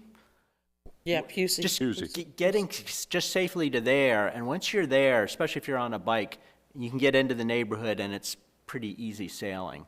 And I don't think you even want to go down Revolution anywhere, but there's just little things you could do right there at that intersection and make a nice multimodal trail at least to Pusey and along Lewis. And again, you see kids walking along there all the time. So it'd be safe for everybody. And right now, Lewis is it's probably the only way, say, if you're on a bike anyway, it's one of the only safe ways to get into town. And, but that could definitely be improved as well. And I really love, the Tranquility Townhomes and retaining those trees there. We have beautiful specimen trees there. I'd hate to see them lost. And that's again, another area for really careful site-specific design. And by the way, those trees, they kind of bleed out from Todd Park, I think it is. So there's kind of a greater open space system there that should try to be preserved. The concept that I've always had for that property is not touching those trees and putting high-rise, high-end apartment towers in there, dispersed, so that the whole thing has a park setting. And not talking about a condo now, we're talking about a high-rise apartment building for people that will spend plenty of money on an apartment. With parking. With parking. Well, yeah, most of the parking would be, it'd be one story under and then 1 story above ground. And then you bring the ground up, and that way you get a higher height with the idea is to get the upper stories up high enough where they've got a perfect view of the bay and looking over top of the houses that are in front of them. And then the whole thing would be a gated community. And then it would have a mature park setting to it. Already built in. Huh? Already built in. Yeah, with none of those towers very close to the other. Really spread out, so the people that live there have their own private park to walk around in, and stuff like that. That's just a concept that I have, because I know that there are a lot of seniors who can afford stuff like that want the flexibility of being able to relocate if they have to and don't want to own a condominium. And they don't want to be involved in association fees, and when they get hit with a special assessment unexpectedly, they don't want any part of all that. They just they'll pay a huge rent, but they want everything taken care of. And we don't have anything like that in Havre de Grace. It certainly wouldn't cause a problem for the view, Nope. being that it's up against the industrial area. That's right. I mean, it wouldn't be blocking somebody else's view, is the point. And that kind of construction would support that acreage in terms of investment. And that's just something that we could pitch, but that's if you get into a comp plan and you're looking for potential uses for that property, that would be one to pay a lot of attention to. Yeah. You're kind of limited because of the trees. You're kind of limited to how much can actually be built without taking out any of those really fast. You might have to take out 1 or 2, and keep in mind that when trees get that mature, that they die. Yeah. I mean, they eventually get diseased. Yeah. You could work around them. Yeah. You could definitely work around them. Well, what you do is you save every one that you possibly can, and you also don't tear up the ground. Yeah. You don't go around stripping the landscape like they do in these new developments. There were buildings there before. They can. Oh, there were? Oh, yeah. what? So, there were buildings there before. Oh, yeah, So I'm sure we could fit Yeah. buildings in again. yeah, Interesting. yeah. I think that, I've driven through there many times and looked at it, and I think that would be real easy to spot 3 or 4 towers in there without messing with those trees. Yeah. Okay. Alrighty, last area, industrial area. Support existing businesses, employers, and work to attract new industries into Havre de Grace. Create new industrial zoning that differentiates this area from commercial area along US 40. Provide gateway signage at both Revolution Street and Clark Road for branding and higher visibility to the industries located at the Chesapeake Industrial Park. Continue to improve trail connections to Swan Harbor through the LSHG secured easement at the end of Clark Road. Bike lanes along Old Bay Lane and Clark Road. Right-of-way is wide on Clark Road. And improve Revolution Street entrance into Old Bay Lane by widening the entrance, specifically since there's a lot of trucks that go back there. And I've seen some of them take out the railways and, they have the bridge coming over. It would just be nice to have it a little wider. And to add from Warren's comments, he would love to see the industrial area more connected to the rest of Havre de Grace. Absolutely. So, And I think Warren, he certainly echoed the idea again of the rail line through there as a natural connection. Again, I'm not sure how active that rail line is, but that's a natural hike-bike connection, rail-to-trail connection. That rail line belongs to, Norfolk Southern. huh? Norfolk Southern. Yeah. Yep. And I was going back to who it used to belong to. But it originally belonged to Pennsylvania Railroad, and then Conrail, then Norfolk Yeah. Southern, and so forth and so on. It's active. Well, That's the problem. yeah. It's Huber takes its rail cars. But it's wide through there. Huh? So it's wide through there. So instead of looking at Revolution Street and being limited to thinking about Revolution Street as the only place to make improvements, it's amazing how big that rail line is through there. So, You mean the right-of-way? yes, the right-of-way. Where's the tracks in relation to the right-of-way? I don't know offhand, but we can map it, and it seems to be pretty generous. yeah, and active Yeah. might be a relative term, too. Well, active means Like they, once It's a being week. used. It is definitely what I'm being saying used. is it's active if a locomotive goes through there one time a year. Yeah. It's active. That's what Right. railroad words No, mean. I know. So I think there's opportunity there. And you see, here's the thing. If Huber, as long as Huber takes shipment through there, the railroad cannot shut it down by law. They have to serve Huber. Huber can take them to the cleaners if they don't. The only way, It's not to shut it down. No. It's not to shut it down. It's to utilize the space, though. of course, Yeah. yeah. So, But I like the idea of, but the railroad's got to give permission for understood. Yeah. a trail right alongside their active tracks. No, and working with railroads is extremely difficult, but I think there's real opportunity there. Another question I had there too was, or the two other points, one is there's some vacant industrial sites there too. And I would sure rather see those vacant industrial sites be redeveloped before we develop wetland forests in there. And then something that's puzzled me a little bit is another huge barrier there is the old Groth site, the National Guard site. And I'm definitely ignorant on the history of that. So how active is that really? And is that a long-term? Yes, Vibe very. It's, I don't mean to cut you off. No, that's It's fine. very, very active. Actually, Yeah, they're doing a lot of investment out there and rebuilding. They just, 2018, they ended up putting in this huge complex, and they do a lot of vehicle maintenance, and I think there's a lot more to come on that site. So it's, Well, just wondering maybe if there's another at least connectivity opportunity through Got it. there. speaking of connectivity activities, they are connecting water and sewer to make sure that they are, Yeah, we have our own water and sewer Yeah. facility there, too. right. And So they are making sure that that's all been approved in the recent past, last few months. It's gone to council, so they definitely plan on staying around. Yeah, they're putting a lot of investment out there for the Maryland National Guard, but, But it blocks everything, so. yeah. Is there a way to?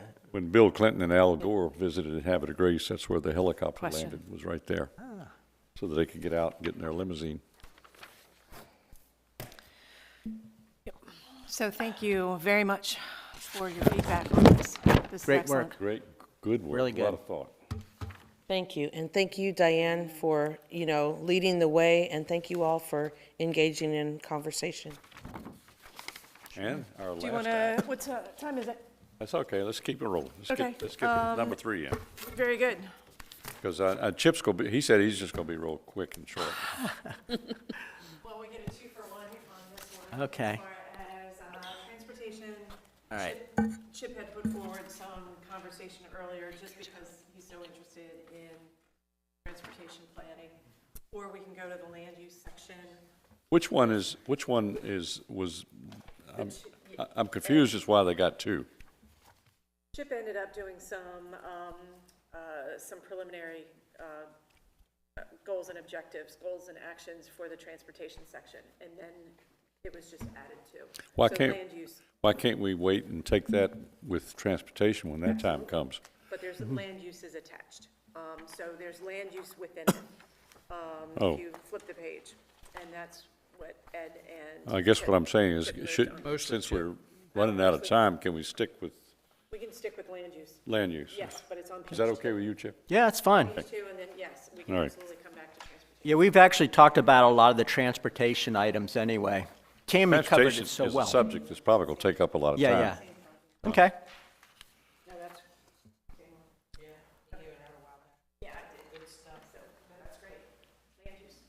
Okay. Chip, you're on. All right. So, the basic goals here is, and one of the emphases that I was thinking of is to be as proactive as possible, not reactive, especially on large development opportunities like we just talked about, the Tranquility, and the hospital site. Be proactive, set our own terms and goals for these sites rather than reacting to developer proposals. So in land use, the first thing I think that's really, and Ed, you chime in at any time here. The first thing to do in any land use analysis is to understand what your natural resources are. And the mapping that I've seen is not all that thorough. And we rely a lot on Harford County's GIS.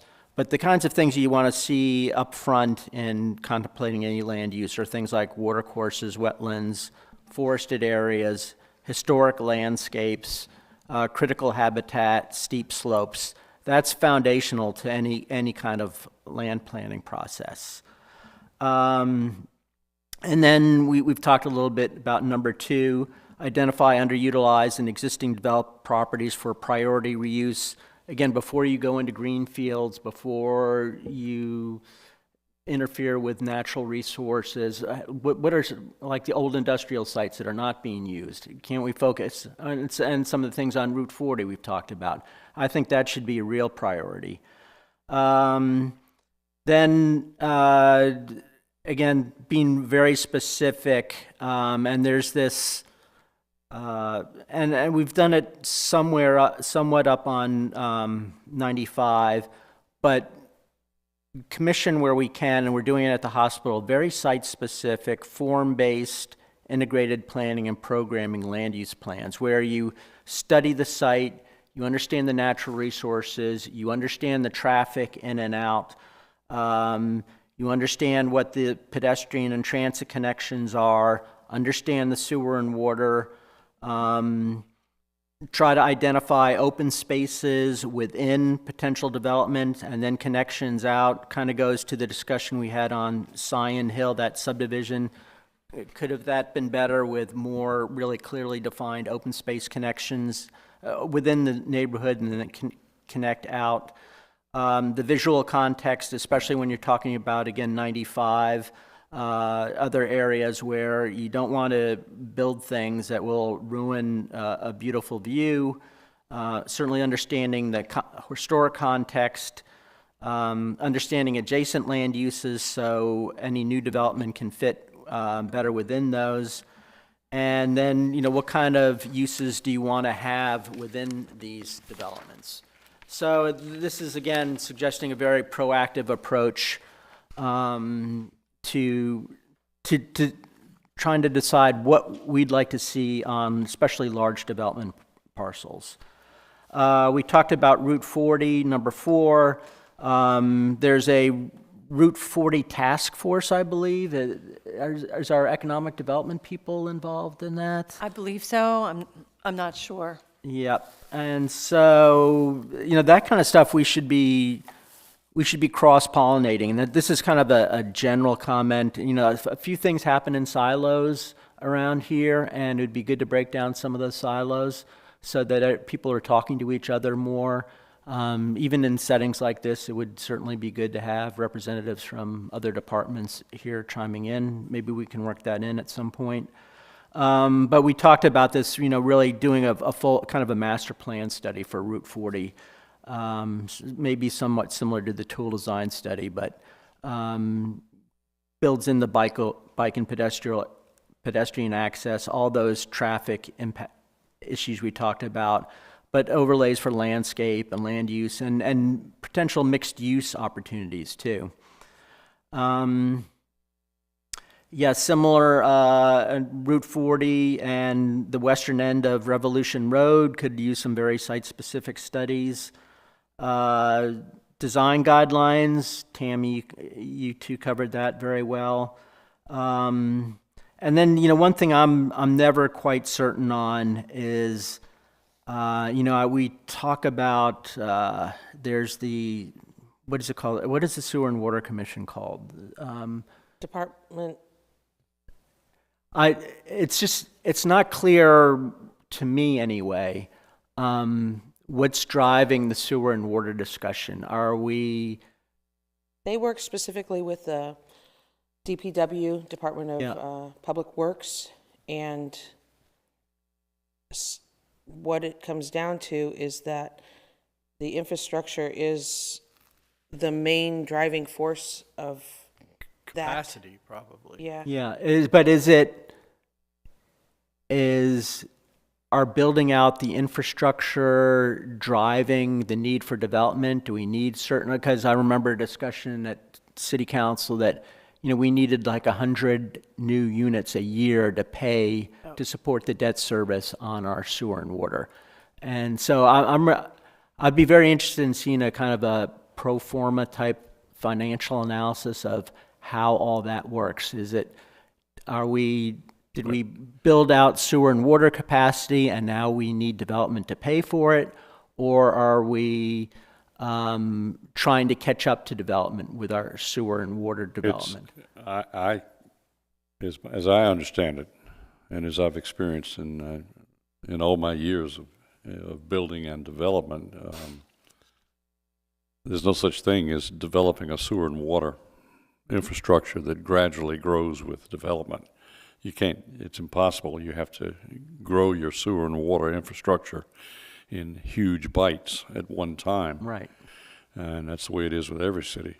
And so you reach a point as a city, when do we take make the next massive investment to take care of the future? And then what you decide is how much do we spend on this thing? And then you start looking at what you anticipate your growth to be, and then you base that decision. And when you put that, you put those bonds on the market, you're basically taking a risk. And then once you've done that, you've got to pay for the thing. And sure. And all kinds of situations that are totally unforeseen affect the rate of development, such as economic downturns, for instance, or sudden influx of heavily burdening regulations that just all of a sudden appear that didn't exist for a long time, and that stifles development. Right. And developers go to the next community that don't have those regulations, and that's where they develop. And all of a sudden, you're stuck with this huge investment, and you got to pay for it. And when you hear city council talk about the rate at which they've got to get a return on their investment, if you want to think of it that way, that's what they're talking about. They're not just trying to sit there and say, "Oh my goodness, where can we develop next?" No, so what I'm looking, I'd like to see what is the business plan there? So, from my understanding is, I'm not sure if I can answer that specifically, but based on what has been happening in the last 5 years, there's been the bond measure that came out to help support the infrastructure need and develop the changing of it to replace all the old infrastructure, the 100-year-old water system. And then we were able to get ARPA funds to help with that as well. We've also helped with developing a link through to Aberdeen to help sell some of our water funds. Right. So there is a water and sewer fund in the budget, and it's online. You're absolutely available to look at it. You can see in steps from a few years back, and also what's projected up to 204 on how the money is being spent. Okay. So, All right, I'll look at that, but I just, and maybe I'm not finding the right resources, but I'm really looking, what is the business plan? What is our sewer capacity? What's our water capacity? How are we paying for it? And then what are our expectations of future development to help pay for that, if that's what the expectation is? Maybe the balance in the fund might indicate how it's doing compared to its costs. Yeah. The choices the city has when they've got this much more expensive infrastructure that they've just invested in, and they've got this land that's available for development that's tied to that decision to invest in that infrastructure. Then all of a sudden things slow down, and all of a sudden they're not being able to pay for it by bringing people onto the system under the original plan. Then they got two choices. One is to charge a much higher tie-in fee, and the other is to raise water and sewer rates across the board. Either one in themselves will discourage development because they discourage people from buying here. They'll buy somewhere else. And so it's a vicious circle that we have to be, I think the toughest decisions that a city council has to make is decisions having to do with their water and sewer policy. Yeah. Absolutely the toughest. And to say that one is driving things or the other is driving things, I think it's far more complex than that. Well, that's why I'd like to see exactly what the pro forma is, what the Yeah. business plan is. Yeah. Because obviously utilities, Yeah. the development is controlled by utilities. So again, what is our sewer and water capacity? How are we paying for it? What is the expectations for the need of development to pay for that? And just so that we know we're on track one way or the other. But we've already heard earlier that there's not going to be any more major annexations in the foreseeable future because there's nowhere to annex. And so, and the die has already been cast with what we've already annexed and what we've already invested in for water and sewer. So at this point, we're all just along for the ride, and there's nothing we can do policy-wise very much to make a difference in the situation playing out over the next 25 years, because it's going to play out one way or the other. Yeah. All right. I'll tell you what. I'll look and see what existing information's available, and I'll come back to that point. So, and just real quick, absolutely, George Doherty, our finance director, and E.J. Malizer, Department of Water and Public Works, sorry. He also is a very good resource to if you have any questions, and they're more than willing to guide you and give you some understanding of what's taking place. Okay, very good, thanks. You're welcome. Yeah, and the school capacity analysis, I think we've got a kind of a better grip from even when I wrote this on what school capacity is. But it's, on some levels, it's getting close, right, on the high school level.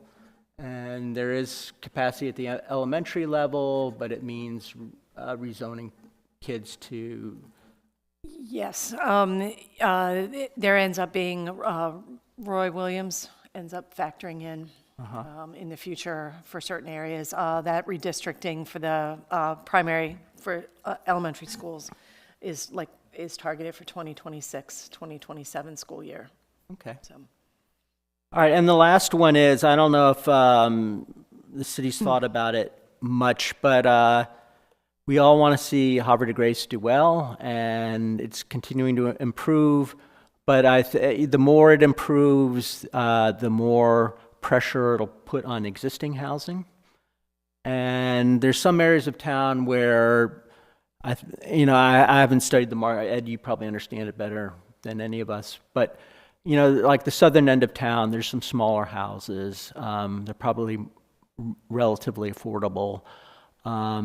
There's the duplex housing that's down there. I'm not saying that's the best necessary solution, but but that's what they call naturally occurring affordable housing, apartment complexes. And so I'm thinking, well, Havre de Grace gets really even more popular someday, and then developers come in, and those duplexes and those smaller houses turn into McMansions, and your naturally occurring affordable housing disappears. So are there steps that the city can take to protect that housing through zoning, even by perhaps acquiring apartment complexes and putting them through to the housing authority, so that we're thinking ahead, so that we're accommodating affordable housing before it starts disappearing on us and we lose those opportunities? I think that's really important, because I've known in the places that I've lived, when people gentrify an area and it becomes very beautiful, the workers have no place to live. That's right. And you have teachers who don't make a ton of money, so they can't even live in their own neighborhoods. So we do need to have that as a thought process. And yeah, Havre de Grace has it's obviously has a strong working class kind of background to it. And yeah, you want to keep that kind of diversity in the town and keep those kind of opportunities. I would like to add that there is some affordable housing that looks really nice over, I guess would be behind Route 40. It's called Somerset, and then there's some other townhomes over there. Yes. Some of it's set for fixed income or families. It's really nice. I'm not sure when that was built, but they look great. And also the new Blenheim development on Route 40 is designed to be affordable housing that is different sizes, like 1 bedroom, 3 bedroom, 2 bedroom, depending on the family needs. That makes it affordable. It has a park, and it is an indoor type of a complex with parking available for the residents. So we are trying to keep up, and of course, we have the development that's over off of Route 40 that we just gave land to Habitat for Humanity. Sorry, I'm getting tongue-tied tonight. And we gave 2 pieces of land to help develop more affordable housing. Absolutely. And we absolutely support Habitat for Humanity, so we can encourage families, low-income families, to buy houses and or have affordable housing. So I know that we definitely, are trying to keep up with, people being able to afford their own places. No, I know, and I appreciate the steps that have been taken so far. I'm thinking even further down the road. And I guess housing's going to be a whole topic. I was going to say, the housing chapter, really, the state of Maryland has jumped in with both feet on that as far as trying to identify and figure out ways to protect affordable housing and affordability in general for areas. So it actually gets very in the weeds. Eric worked on that when he first got here, and it was amazing how layered it is. So Right. Good. Are we talking rentals, or are we talking owner-occupied houses? all of the above. It's the issue of just general affordability. So, Me. and there are different layers, and there's a whole language related to affordable I just housing. love to see people being able to own their homes in a very affordable manner. Yep. You know, I think that's better for Yeah. everybody. Well, and I think that's the long-term goal of the Blenheim development on Route 40. And then, for folks that are on fixed incomes, there's housing where they can rent, and their upkeep is from the property managers so that they can, live in their retirement years Yeah. with an affordable and nice place. We've just had, over the last 30 years, we've had some really rough experiences with big landlords, and where the place became just a giant crime zone. And we've been able to overcome that, but that's the big fear, is getting the wrong kind of landlord operation in. And it's really hard to control with the ordinances. It's all you can control is the specs of the building, and that's it. And then once it's built, you're the only thing that we have or can implement or sharpen is a model rental ordinance, for upkeep. Well, guess what? We're working on that now, Yeah, long-term and that's, rental. of course, landlords hate that, but it at least guarantees that the houses will be kept in good condition, and I think that's the strongest incentive for landlords to get better tenants, is when they've got that rental ordinance in there. Absolutely. And then it also keeps the property value up. It's supply and demand, as in Yeah. everything else. And right now, the supply of housing is very, very low. So that is causing prices to rise. But just keep in mind, too, that every time there's a new regulation, a new requirement, or whatever, that those things typically raise the cost of creating housing. So, here we are, we're working at different ends of the spectrum. As we try to control the number of houses that are built, that decreases the supply, and therefore prices go up for the few that are left. And then you pile regulations on top of that, and the costs again go up. So it's kind of a tough balance to make between affordable housing and enough housing for everybody. Get into New York. The most affordable housing, I'm going to piggyback on what he said. The most affordable housing of all is the housing that has no regulations, that no strings attached. That a person can live like they want and they keep the house in whatever condition they want. And of course, the condition of the house drops, but it becomes more affordable because it's worse. And that brings the price down. And you're not requiring the landlord to do anything.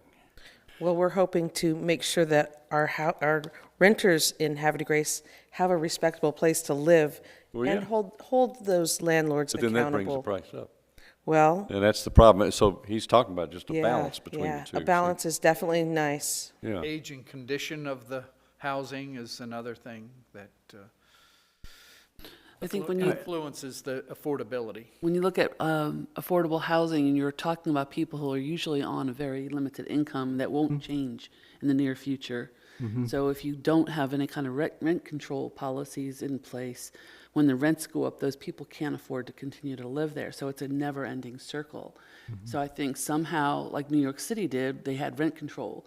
and people lived in those houses for a long time. Well, granted, a lot of them took advantage and had family live there and friends live there.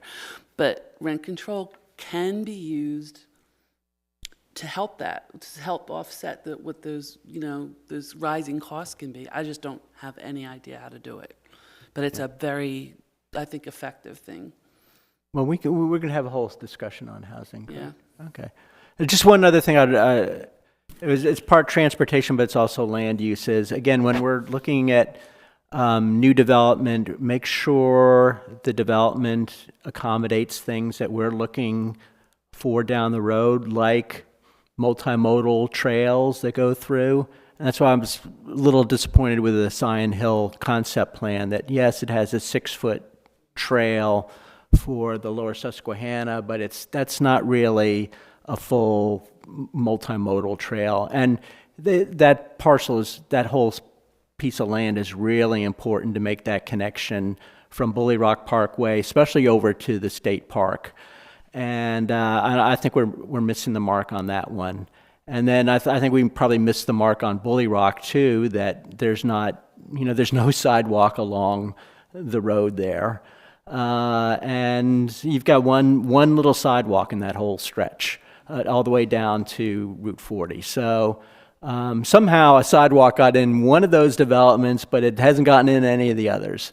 So those are the kind of things we really got to keep our eye on as we're looking at some of these development proposals. All right. Well, have we, everybody weighed in on this section? Thank you all for your time in doing this, all the work that went into this. These are great. This was a great conversation. We got along with Good. these tonight. We did. Yep. Yeah. No, I appreciate everybody doing this, and having stuff written down, you this is- can bounce off it, and it's really helpful that way. Okay. Anything else for the good of the commission? Having heard none, adjourn. All right. Thank you.